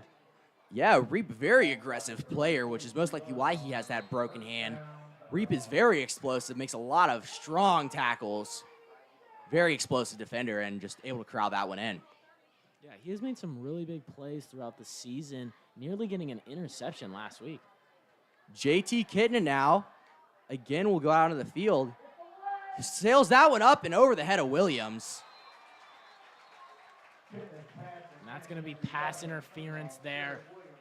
I mean, really good play by Williams to get on the inside of that corner and then just force the corner to just attack him. Yeah, good work there by Williams, and Kidna just overthrown him there. But let's talk about the season Kidna has had so far. He's been able to lead the Thunderhawks to a lot more passing yards in these first 3 games than they even had all of last season. Yeah, I mean, last season you really didn't see any sort of passing attack at all unless it was a 3rd and 15, which came up a decent bit last year. Yeah, absolutely. Looks like they're on that one. They will call pass interference on the Indians, but they will also call pass interference on the Thunderhawks. Those two will offset. And we're going to replay the down. Interesting there. Typically, it's not that the fouls are offsetting. It's just that they aren't called at all. Surprising that both got called there. Kidna now looking quickly to Vogelman. Vogelman has some room to run. Picks up a couple on the play. Decent there. Another little screen pass. Getting some nice little yardage. Wouldn't be surprised if we see some sort of run here to see how much they can get for a possible 3rd down opportunity. Yeah, could possibly see Hooks here. Hooks up the middle has been a good play call tonight. We'll see what they go with. 2 tight ends set as well. Getting there with the hard count, almost getting him to jump. I mean, hard count really has been working for them this season. And there's the handoff to Hooks, but he's taking it around the outside. Cuts back in. Doesn't quite get to the 1st down, but will get them close. Set up a 3rd and short. Yeah, about a 3rd and 2 there. Not bad positioning here. Just going to be iffy on the play call now. Not sure for Lakota East if they go for a short pass or a run. You would expect this to be 4-down territory, though. Yeah, absolutely. The bag is deep for the Thunderhawks here on this one. A multitude of plays they could go with. A lot of explosive players, very good at picking up short yardage, 3 to 4 yards, and that's all they need here. Lots of players here in the boundary. Expect a run. Fakes the handoff to Hooks, and Kendall will keep that one. Takes it around the outside, gets tripped up. It looks like he's just barely short of the line. Oh, they'll give it to him. They will move the chains. Interesting spot there. Not really sure how close he was to getting it. Must have been that dive forward at the end there that caused him to get that 1st down. Yeah, that one looked very close. Good that they gave it to him. Give the Thunderhawks a fresh set of downs. They'll continue driving.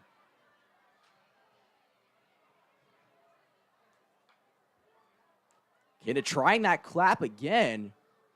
He's been so great at that this season. Handoff now. Taking around the outside. Has some room to run. Picks up about 5 and then surges forward for more, and flag flies down. Really late flag there. Interesting to see what this is going to be on. If it's on the tackle or on the offense for some sort of block in the back. Kidna looked a little angry after that one, which is not a good sign, but a good run from Jones there. Taking around the outside. We'll see if it stands.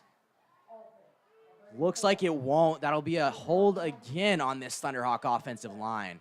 That's going to be the 3rd penalty of the game on Derek Jackson. Not what you want to see here. Not a great showing at all with the penalties. Quite a few plays negated by those penalties. A couple of 3rd downs negated and that big run there. Yeah, I mean, going back to that first half, the 2 3rd downs in a row that they converted, and penalty keeps pushing them back. Not much you can do offensively with that. Kidna sends hooks in motion. Looked immediately to him, but pressure brought. Gets that one down to Jones. Jones now trying to make some room for himself. Still on his feet. Gets back to the original marker. Maybe just passed and then out of bounds. Yeah, I mean, really solid there. Having that freshman in there, fresh legs, really shifty on that outside edge. Yeah, was able to pick up a big burst of speed there even after his last run. Although time is starting to tick down here for the Thunderhawks. Just under a minute now.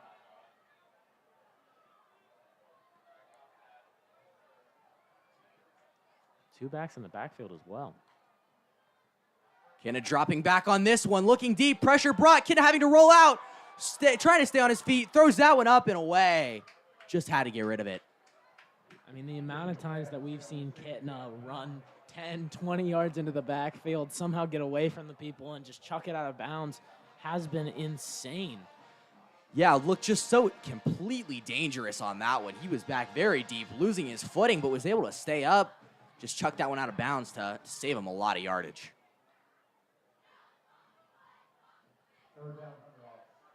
Thunderhawks now looking for a 3rd down conversion here. Vogelman goes in motion. Kidna trying with that hard count. Fairfield didn't fall for it this time, though.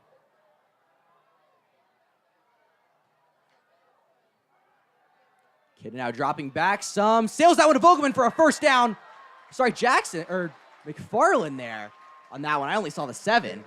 Thought it was Vogelman. Really nice to see there. McFarland not getting as many targets as you come to see. I mean, the tight ends have been a really, looked over position throughout the season so far, but this game with Derek Jackson and now McFarland, they're getting a lot of love. Yeah, we've seen a lot of tight end action tonight. Very deserved. Absolutely. Handoff now to Hooks, taking up the middle, finds a big burst, takes it around the outside, he still has room to run. Hooks with a big burst of speed, trying to get to the end zone. Looks like he'll be just short. I mean, Hooks has just had an amazing second half. I mean, it's crazy the way he's able to bounce off of these tackles and just keep his legs moving. Yeah, Hooks has done a phenomenal job tonight. Once he gets through that original push, he's able to use that explosiveness and that speed and bring it down. And that one, he was just running straight past a bunch of Fairfield defenders there, but they just caught up to him short of the line. Yeah, I mean, that is a great way to end the 3rd quarter. Going into the final quarter of the game, going to be looking to start it off with a score, and then if their defense can bring it out for them, get them the ball back, I mean, with the momentum that they're showing on offense, could be a tie game. Yeah, Thunderhawks down 2 scores here, but a chance to get back in this game here. Just about a yard. It looks like the Thunderhawks will have just about a yard to go, pending the spot here. Looks like the ball will be placed at the 2-yard line. Thunderhawks need to punch it in here. Yeah, I mean, if they are somehow stopped here, I would be extremely surprised. The only way I could see it is a possible fumble or interception, but if they go down to 4 plays and somehow don't punch it in, it'd be really just a horrible turn of events. They're going to run double tight end here, so you can expect some sort of run or very short pass like a screenplay. Yeah, don't want to talk about the bad mojo here. Hoping to keep things positive. We're going to score. See if the Thunderhawks can get in here. We're going to score. Yeah. Again, this is one of those short yardage situations where the Thunderhawks have a lot of guys that can pick up those short yards. A little different towards the end zone here, but Thunderhawks still in a good position to score here. Yeah, and we have Andy Vogelman in the backfield on this play. Very interesting. Haven't seen that really at all except for him punting. Might be a QB run then. Yep, and it is a QB run. Kidna takes it around the left side. He takes it right in. Nobody touched him. That's a Thunderhawk score. I mean, really nice there.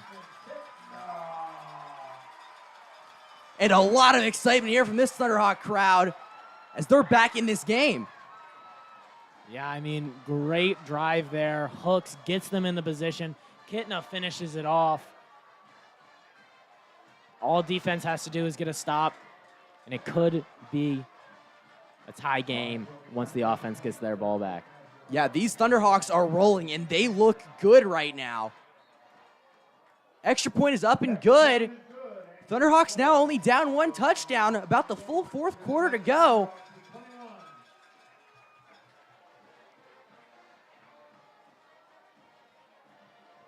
There's life here for this team.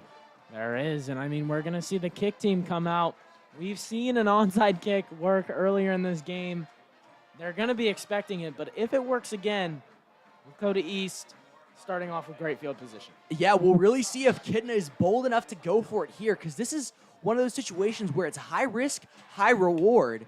Recovering that onside kick would be great for the Thunderhawks, but if they don't get it, it sets the Indians up with good field position, so maybe burn some clock. Yeah, and I mean, I wouldn't really be shocked to see a full punt put them back into their own side of the field instead of looking for an own quick score. I mean, we have 12 minutes left in this game. Yeah, a ton of time left in this game. We have seen the Thunderhawks kick it deep. They kicked it deep for the first time last week against Princeton, and Her had a great kick. Surprisingly, we don't actually see it more often because Her had such a good kick. Yeah, I mean, Her has really developed great as a kicker. I mean, first game, kicked it right into the hands of a defender, and all of his PATs today have been very well kicked. We'll see what they go with here. Her charging forward, and that one is a deep kick. That one's up at about the 10-yard line. Receiver has to back up for that one. He drops it, but is able to recover, is picking up some yardage around the outside, and is suplexed down onto the ground. What a tackle there. And I mean, exactly what we expected. Put them into their own side of the field. Hope that the defense can make some plays happen. Yeah, I think that's absolutely a great decision there by Coach Kitna. Definitely the right time to kick it deep. Big decision making for him because I know he likes that onside kick, but that was absolutely the right decision there. Oh, yeah, 100%. I mean, that just shows that Kitna really is in this game to win, not just trying to look good. We have a 4th quarter to play. Absolutely. Indians will take over at their own 20 here. Be 1st and 10. Actually impressive how well the receiver recovered on that one after dropping the ball. Was still able to get it out to the 20-yard line. So the handoff will go off to George, and he'll take it around the outside. Is brought down. Yeah, I mean, really good play there. Able to reel him down. Yeah, another very good tackle out there over by the boundary.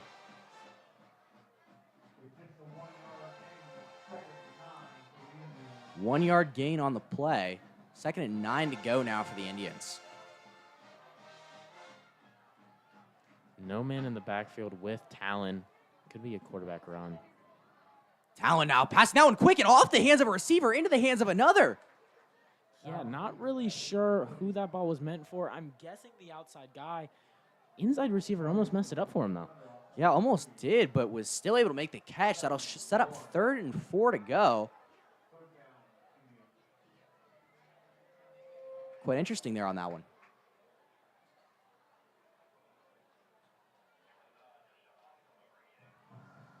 We'll see what the Thunderhawks can do here. Need a stop if they want a chance to stay in this game. Big play here on 3rd down and 4. And they're bringing the heat. Oh, and they get on top of that one. Almost intercepted on the line. We'll see if they call that one a fumble. They will not. That one will be an incompletion. And what a play by Cohen Wright.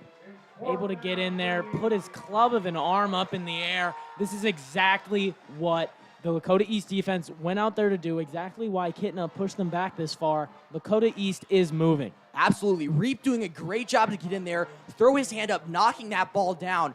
Nearly intercepted by that defensive line, but the Indians will still have to punt on this one. Yeah, I mean, it really bobbled around between like 4 people on that play. Low snap. Low snap on the punt there. Still gets it up, though. Vogelman saying don't go after that one. It takes a favorable Indian bounce. That one going down to about the 25-yard line. Yeah, I mean, really nice punt there, even after that low snap. Yeah, nearly flipping field position there. Thunderhawks have their work cut out for them here, but they do have a chance, and that's something this team needs. Yeah, I mean, defense fired up. Kitna in the huddle, trying to hype his offense up, saying, this right here, this is how we tie this game up. And then I bet he's telling them defense is going to go back out there and stop him again. Yeah, in the second half, this defense has looked immaculate. They've done a great job giving their offense opportunities. The offense now just has to do their job.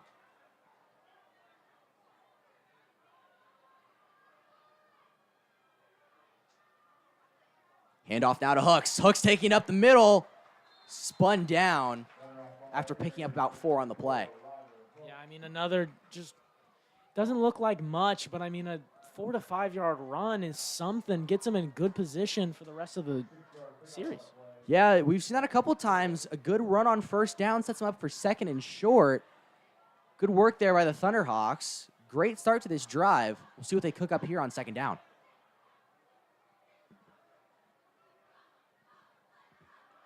Kidna sending Vogelman in motion.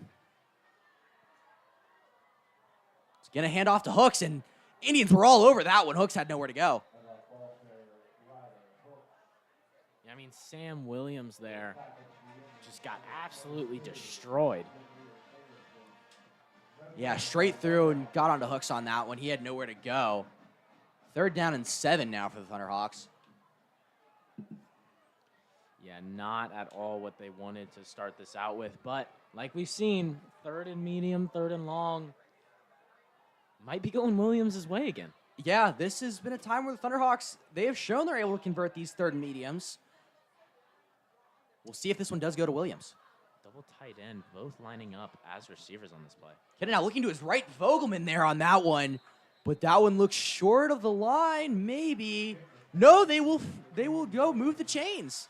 That is a very nice spot there for him. That looked to be about a yard back, but I mean, Lakota East is not going to be complaining at all. Yeah, extremely favorable spot there for the Thunderhawks. It was very close. Lucky the refs gave it to that one, and this drive will keep on moving. Moving a bit faster here. Different kind of setup. First down now. Fakes the handoff to Hooks. Hooks picks up the block. Kidna looking deep on that one. Oh, and overthrows Vogelman. I mean, what a route there by Vogelman. The little stutter step he gave to that corner had him beat easily. Kidna tries to get it all set up.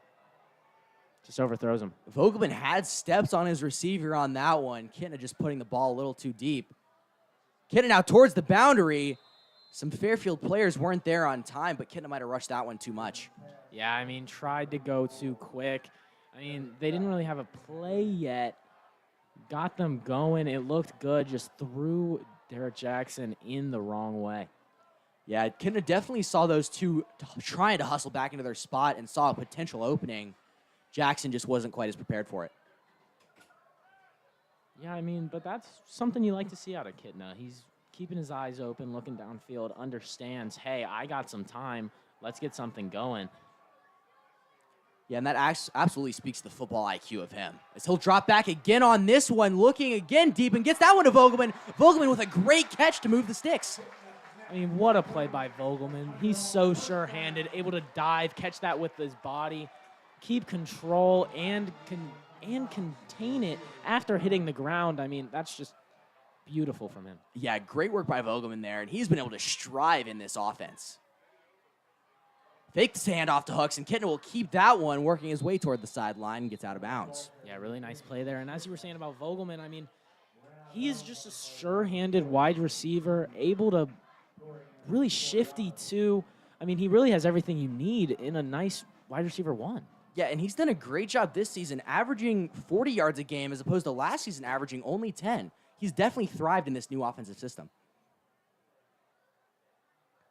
Yeah, passing offense really is nice to see for Lakota East.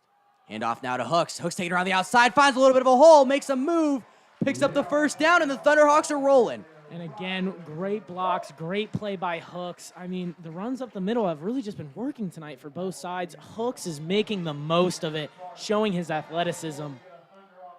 He's going to be a great player. Yeah, Hooks has had a great night tonight, extending plays, just showing that explosiveness. Hand off again to Hooks, and again he finds a hole, picks up about 6 or 7 on that one.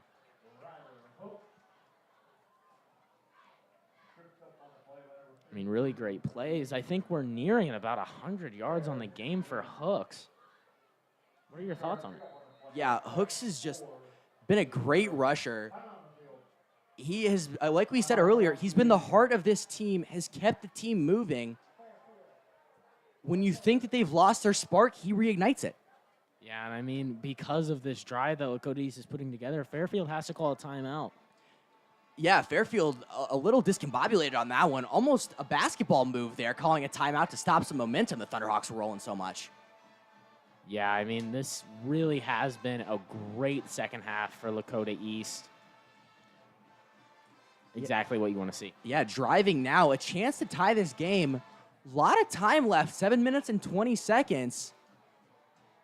If they do make it in here, in the way this defense has been playing, the Thunderhawks have a good shot at winning this game. Yeah, I mean, like I said earlier in this game when it started, it's going to come down to which defense can get the most stops. Both offenses are going to show out. They're going to show exactly what they came into the season expecting. It's just going to come down to the defenses. Yeah, it definitely will. And it looks like the Thunderhawk defense has been stepping up, and the offense doing a great job now to wear out that Fairfield defense. Yeah, I mean, they really have done a lot. These running plays is really what has been tiring this team out. Fakes the handoff to Hooks on that one. Kitten now rolling out to his right. Has a lot of guys around. Tries to throw that one to Williams, and it's nearly intercepted. Yeah, I mean, that one, he just waited a little too long. We saw that play earlier in the game. That's where he really didn't have anything open. That time he tried to fit it through. Just waited a second too long. Safety almost came down and intercepted it. Yeah, very lucky he wasn't intercepted on that one. Yeah, I mean, that would have been a killer for all confidence going into this half. 3rd down and 4 to go now for the Thunderhawks. Fakes the handoff to Hooks. Gets that one quickly out to McFarland. McFarland towards the boundary. They'll again move the chains. Yeah, I mean, I really am surprised we haven't seen more plays like that. They do set up the little screen passes, but not really a design screen, but just plays out to the flats. I mean, if they're playing off, there's no harm in doing that. Give him an extra guy. Give him a quick first read. Kitten is good enough to make the second, third reads if he has the time. Surprised we haven't seen as much of that during this season, but this game, they really have been implementing it well. Yeah, they definitely have. Thunderhawks have looked good on all offensive fronts, both in the running and passing game, at least so far in the second half. Kitten again dropping back on this one, and he's looking towards Vogelman in the end zone. That one is caught. Amazing catch by Andy Vogelman there. Can't believe it. I mean, when you talk about a ball put right on target, that is what you talk about. Kitna taking his helmet off, celebrating with the team. I mean, what a play. Perfectly put into the back of the end zone. He missed it a little bit earlier. Right in the breadbasket, Andy Vogelman, the sure-handed wide receiver. Beautiful route, beautiful catch, beautiful play. These Thunderhawks are hot now. Hurt comes out with a chance to tie the game. Thunderhawks in a very winnable position here. Yeah, I mean, we have 7 minutes left. If the defense is able to hold, this offense is soaring right now. Oh, bobble, the snap there on that one, and that's not good. Vogelman has to roll out to the left, lofts it up, nearly caught, and that is a costly move right there. Yeah, that is completely detrimental. All the highs of that drive, of this half, and now they're down 1. Of all the times to do it, that was absolutely not the time. It doesn't get much more unlucky than that. Yeah, I mean, Her really has had a great game, not afraid to go for the 1 point, but that time, low snap, I do believe. Yeah, a very unfortunate there on that one. Heavily detrimental.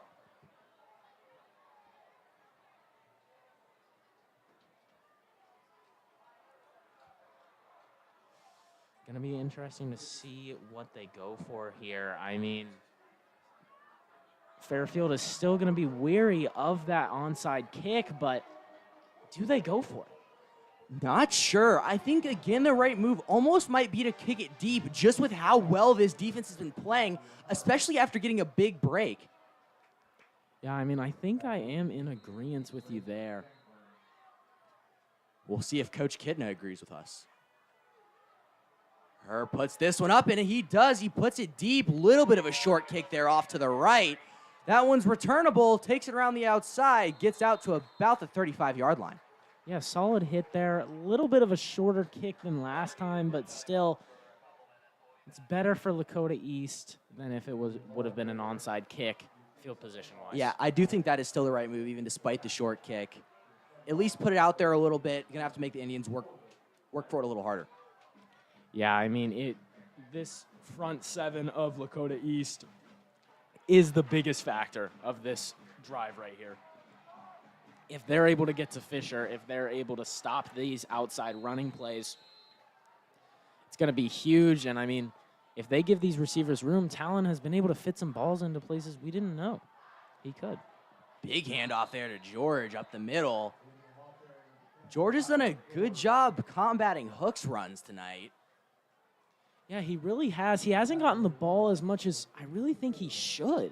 He's been kind of just the decoy guy for Talon, while Fisher has had a great game. I mean, there have been some times where if he would have handed it off to the outside, it could have broken free.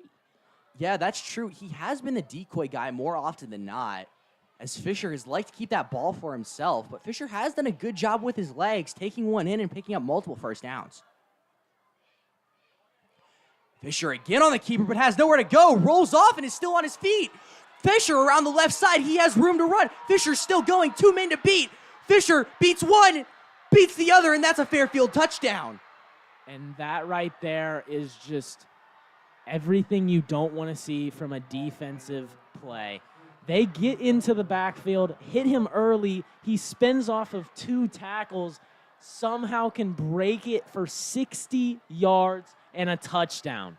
And you almost can't believe it. Again, a chance to prevent a touchdown if you just wrap up and make the tackle. Yeah, I mean, that has been an issue this season. We saw it even earlier in the game on one of their other touchdown plays. That detrimental to this team's confidence right after those 2 big offensive drives. Not what you want to see at all. Yeah, some very high moments followed with 2 extremely low moments. But one thing that you have to give them is Fisher, what speed he had on that outside edge. And that was just so impressive. There were 2 Thunderhawks trying to chase him down, and they just couldn't get there. Fisher doing his best Ryder Hooks impression there with the explosiveness and speed. Yeah, I mean, they had that. They had the pursuit angle, and he was just able to run by them. Really nice play there. A chance here with this kick to make it a 2-possession game. It'll make it 9 if he makes this kick. Kick is up. And that one is good. Things just got a little bit more difficult for the Thunderhawks here in the Hawks' Nest. Yeah, I mean, 8-point game here. They're going to have to drive, score, which they've been able to do so far this second half, but getting that 2-point conversion is possibly a tall task. Yeah, very difficult.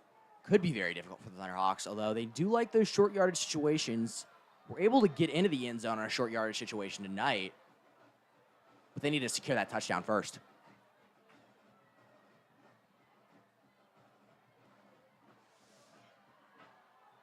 Yeah, it is going to be interesting to see what we see out of Fairfield. They did go for a onside kick earlier in this game. Do you think they maybe test it again?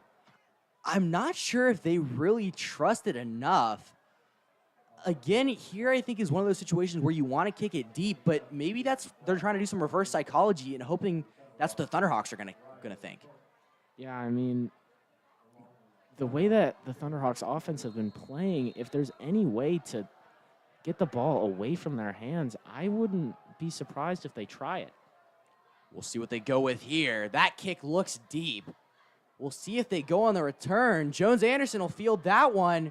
Trying to find a hole, takes her on the outside, still on his feet, cutting in now through the middle, still on his feet, brought down hard at around the 27-yard line.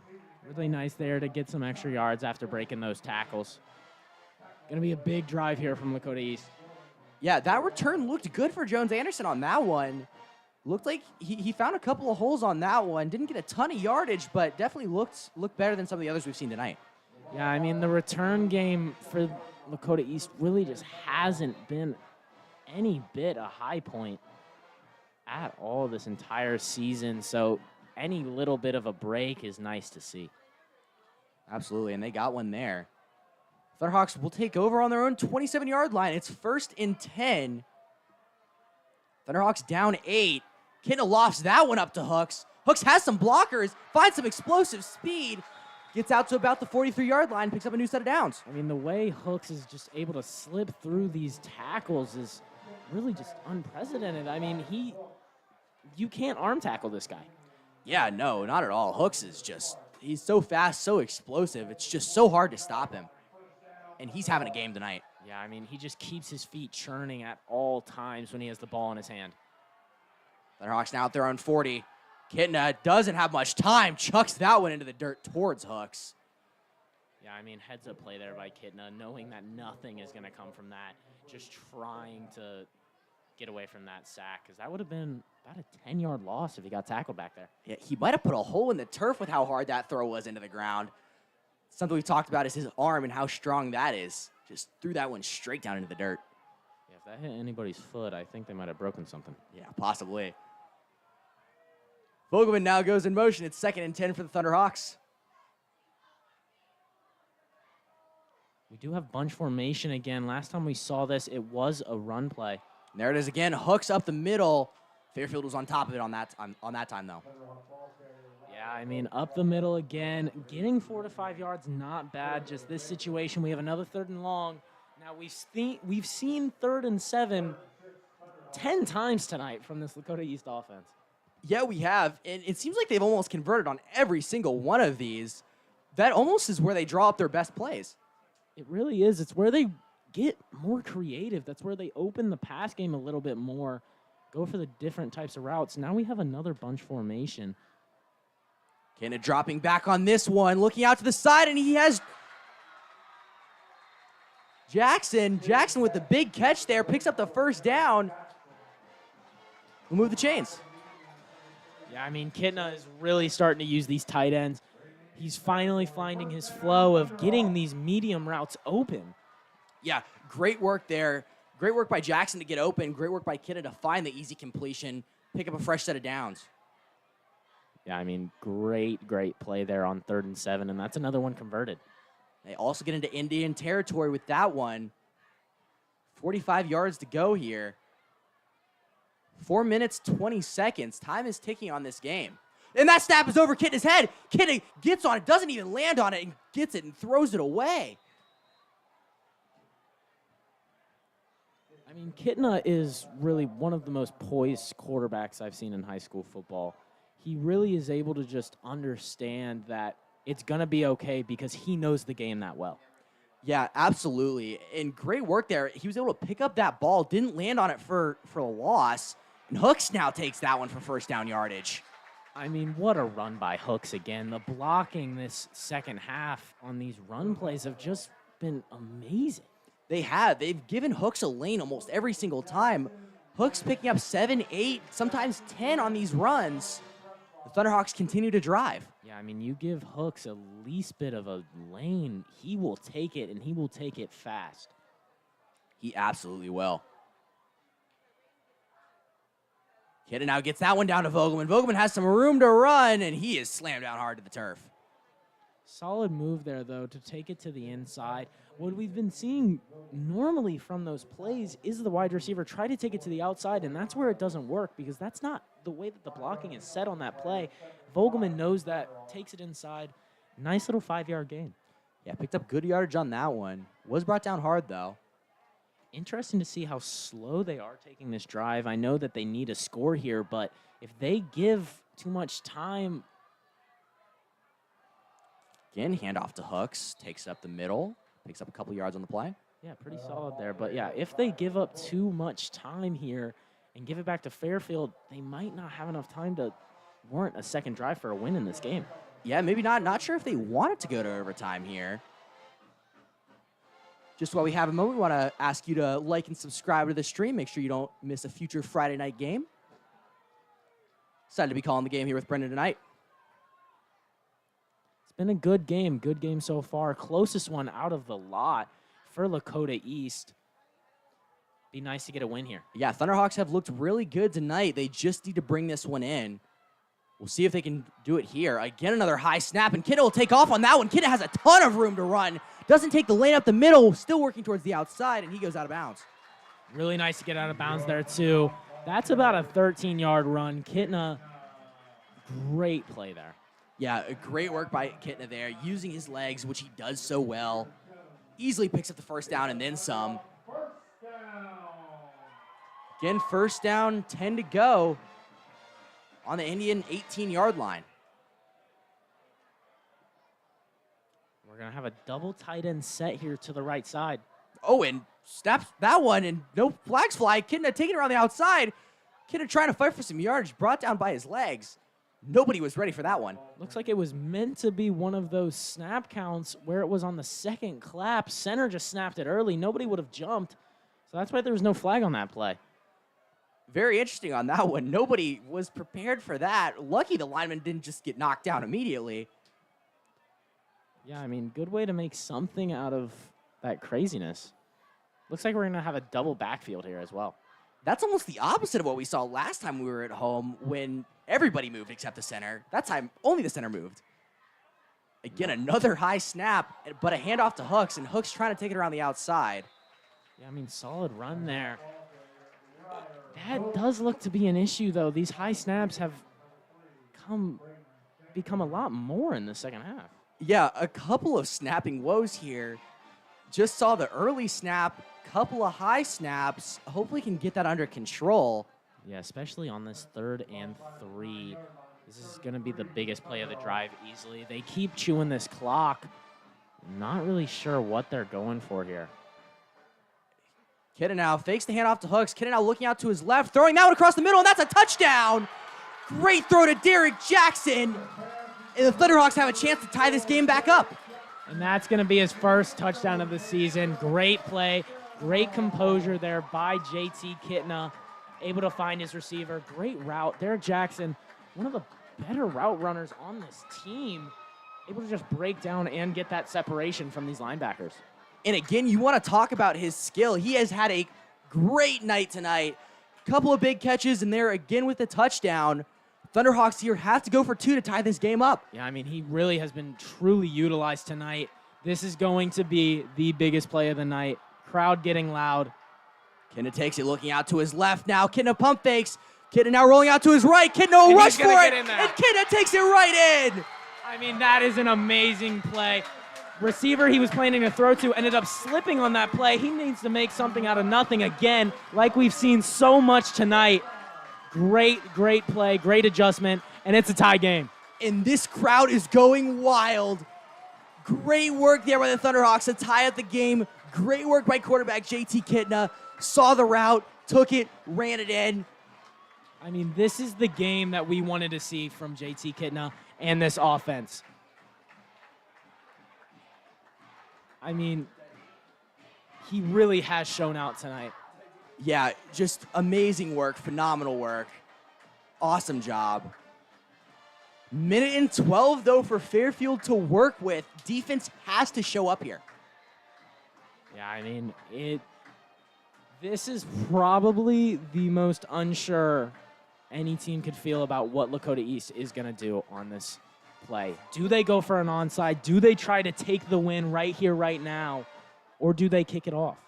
This is a huge kickoff here. One of the biggest kickoffs you could get. We'll see what they're thinking. See how bold Kidna is on this one.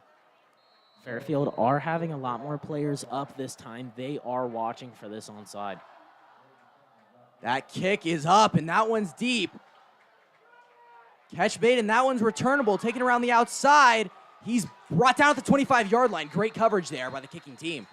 Yeah, really nice there. Lakota East does have 3 timeouts. If they are able to stop this, they could get the ball back. Yeah, there is a chance, and with the way that the Thunderhawk offense has been rolling, there is a chance for them to win this game.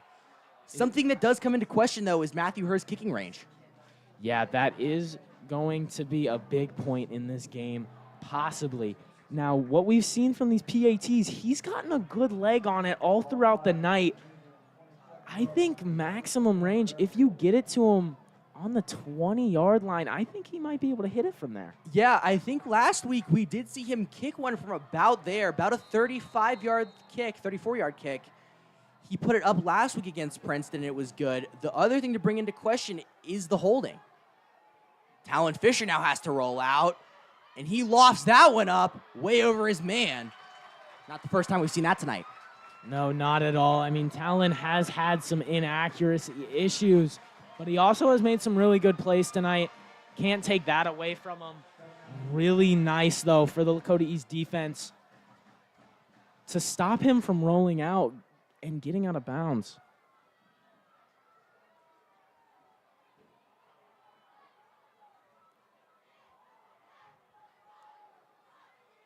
Great work there by the Thunderhawk defense. That's one stop. Just need a couple more.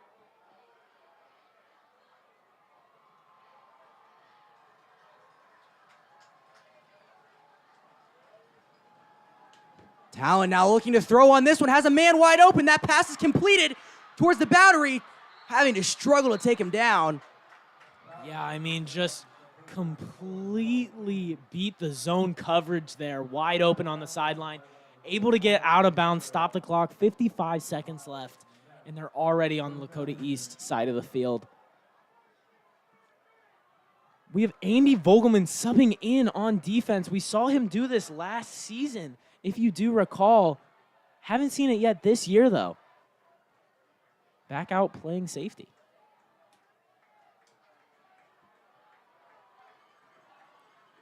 Even seems to be lining up at corner here. Fresh set of downs for the Indians. They take the snap, fake the handoff to George. Fisher up the middle. Picks up the first down. Indians are rolling. 49 seconds remaining in the game. Yeah, and we're going to have a timeout from Fairfield, I do believe. Oh, no, they're running it. Clock was stopped for a little bit, though. We're going to have another fake run. Taking around the outside. Fisher looking to bounce back. He's brought down. We'll have to take a timeout now.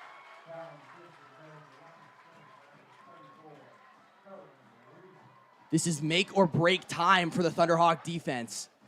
Yeah, we're going to have a timeout called by Fairfield.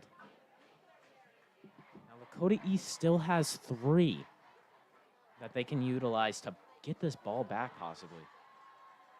Now, we haven't seen much from this Fairfield kicker throughout the game, as PATs have come a little short.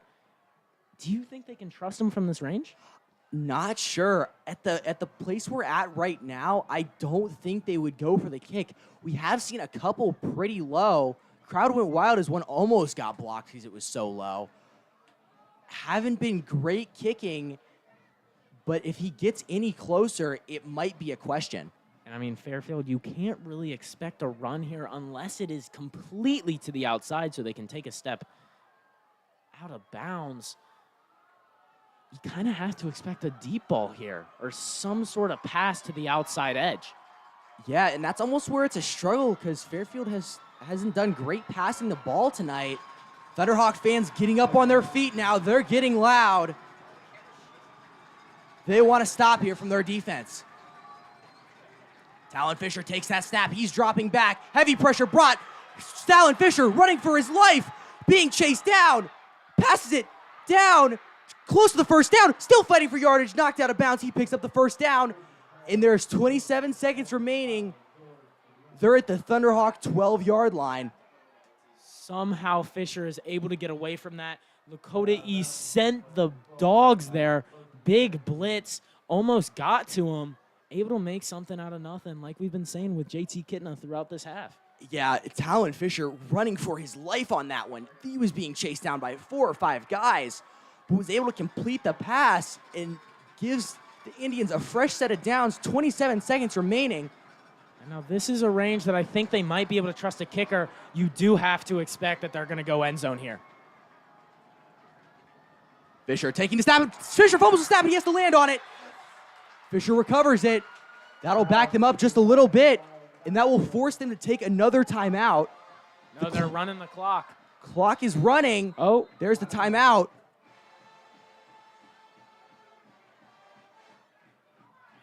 That will be Fairfield's final timeout, I do believe. yep, they're out of them. Now that mishap could have been completely detrimental. Yeah, it could have. If a Thunderhawk was able to get back there just a second earlier and prevent Fisher from landing on it.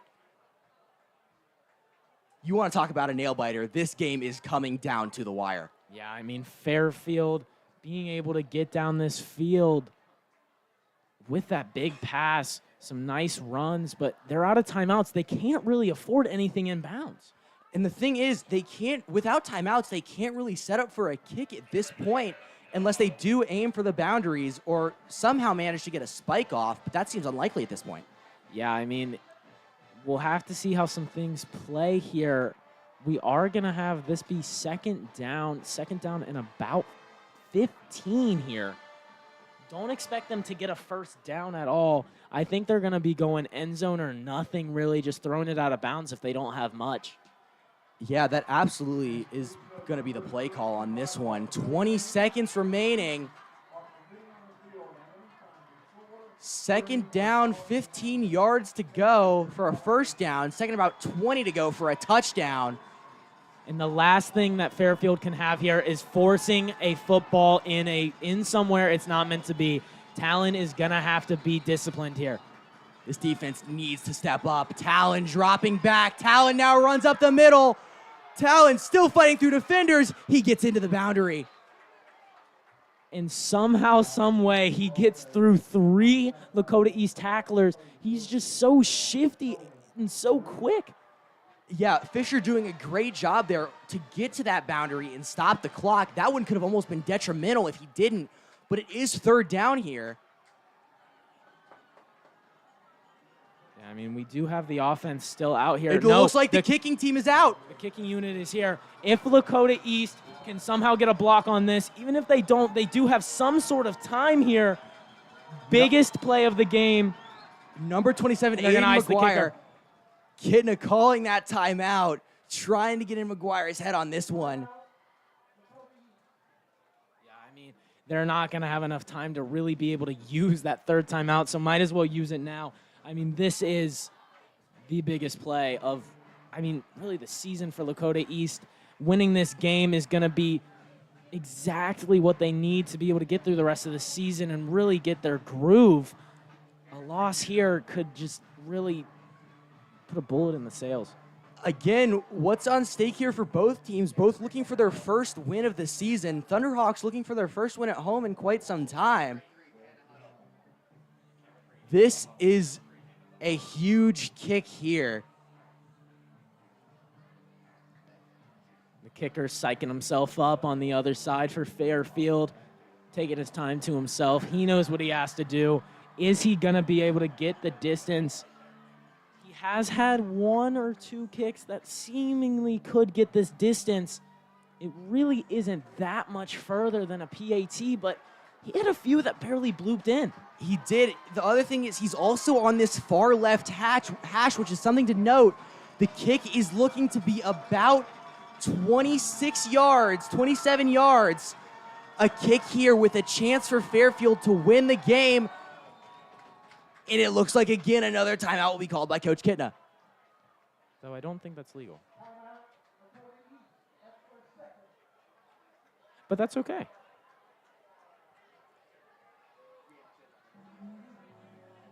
Again, talking it over with his guys, just trying to get as much in the kicker's head as possible because he knows, I mean, if he hits this, it could be over for Lakota East.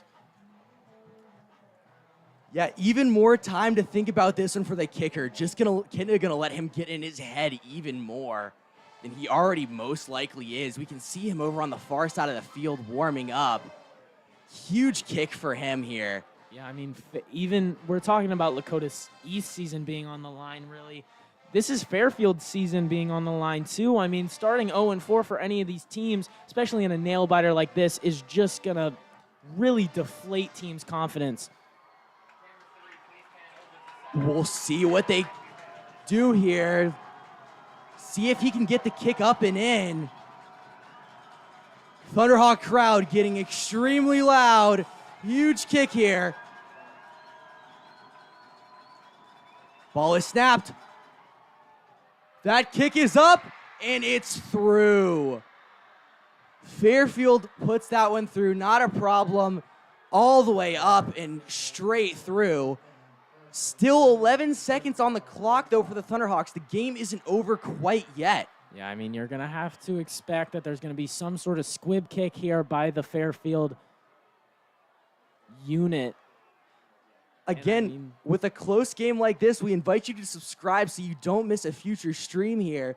Thunderhawks rolling, finally getting this offense working. See if they can continue that throughout the season. We'll be covering every single game. Yeah, I mean, this is an absolute amazing game. This second half has really been a treat to watch for everyone in the building. Yeah, it absolutely has. This has been the best game so far this season. Candidate for one of the best of the year, or for this year.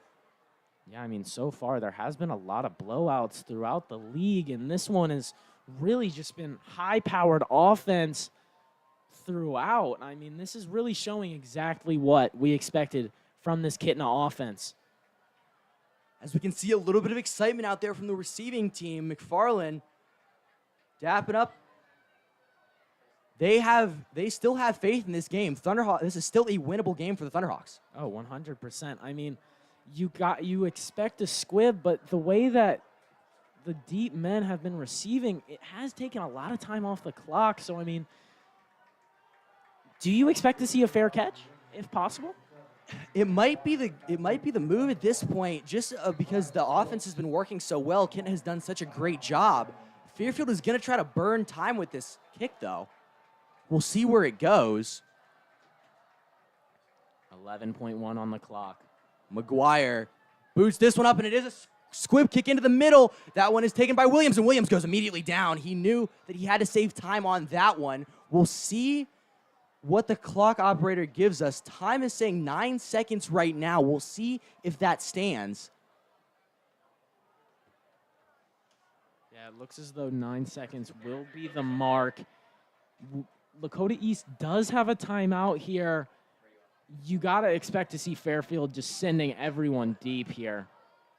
Not sure if we're going to see any lateral movements.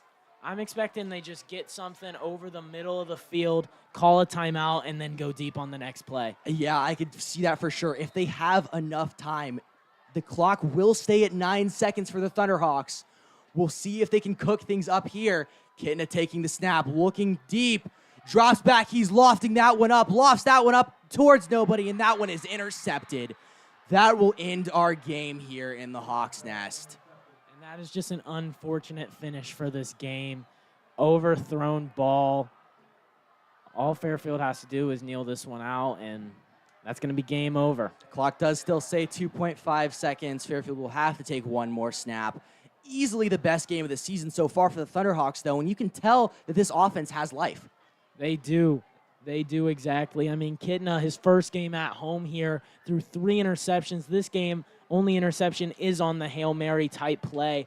I mean, great game, multiple touchdowns thrown. Touchdown ran in for himself. Ryder Hooks with an amazing performance on the ground game. I mean, there's so much that you can say you like about this team. Defensively, not a horrible night. I mean, they did get scored on a lot, some tackling mistakes, but if they can get some wins coming into this end of the year. Yeah, Thunderhawks looked great tonight. Definitely an improvement over the last couple of games. Thunderhawks absolutely have life, and I think they're ready to continue the season. Definitely have a shot next week. Yeah, I mean, it is going to be a big game next week. It's going to be away, correct? Yeah, Thunderhawks will travel to Middletown, try to take them on. Great showing for the Thunderhawks tonight. Unfortunate they couldn't quite bring it in, but amazing performances from JT Kitna, Ryder Hooks as well, and of course that entire Thunderhawk defense, especially showing up in the second half. Yeah, and I mean, you also have to give some shout-outs to Andy Vogelman with the multiple touchdown catches tonight. Derek Jackson having the best game of the season for him, finally implementing those tight ends. And, I mean, you also have to give props to that Fairfield offense there. Talon has just had a great game today, really showed off his arm talent.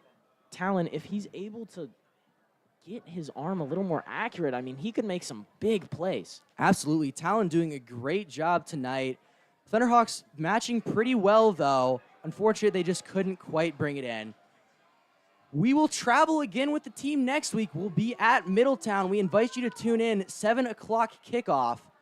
We will join you then. But for now, this has been Colin Kunz, Brendan Wright. Thank you.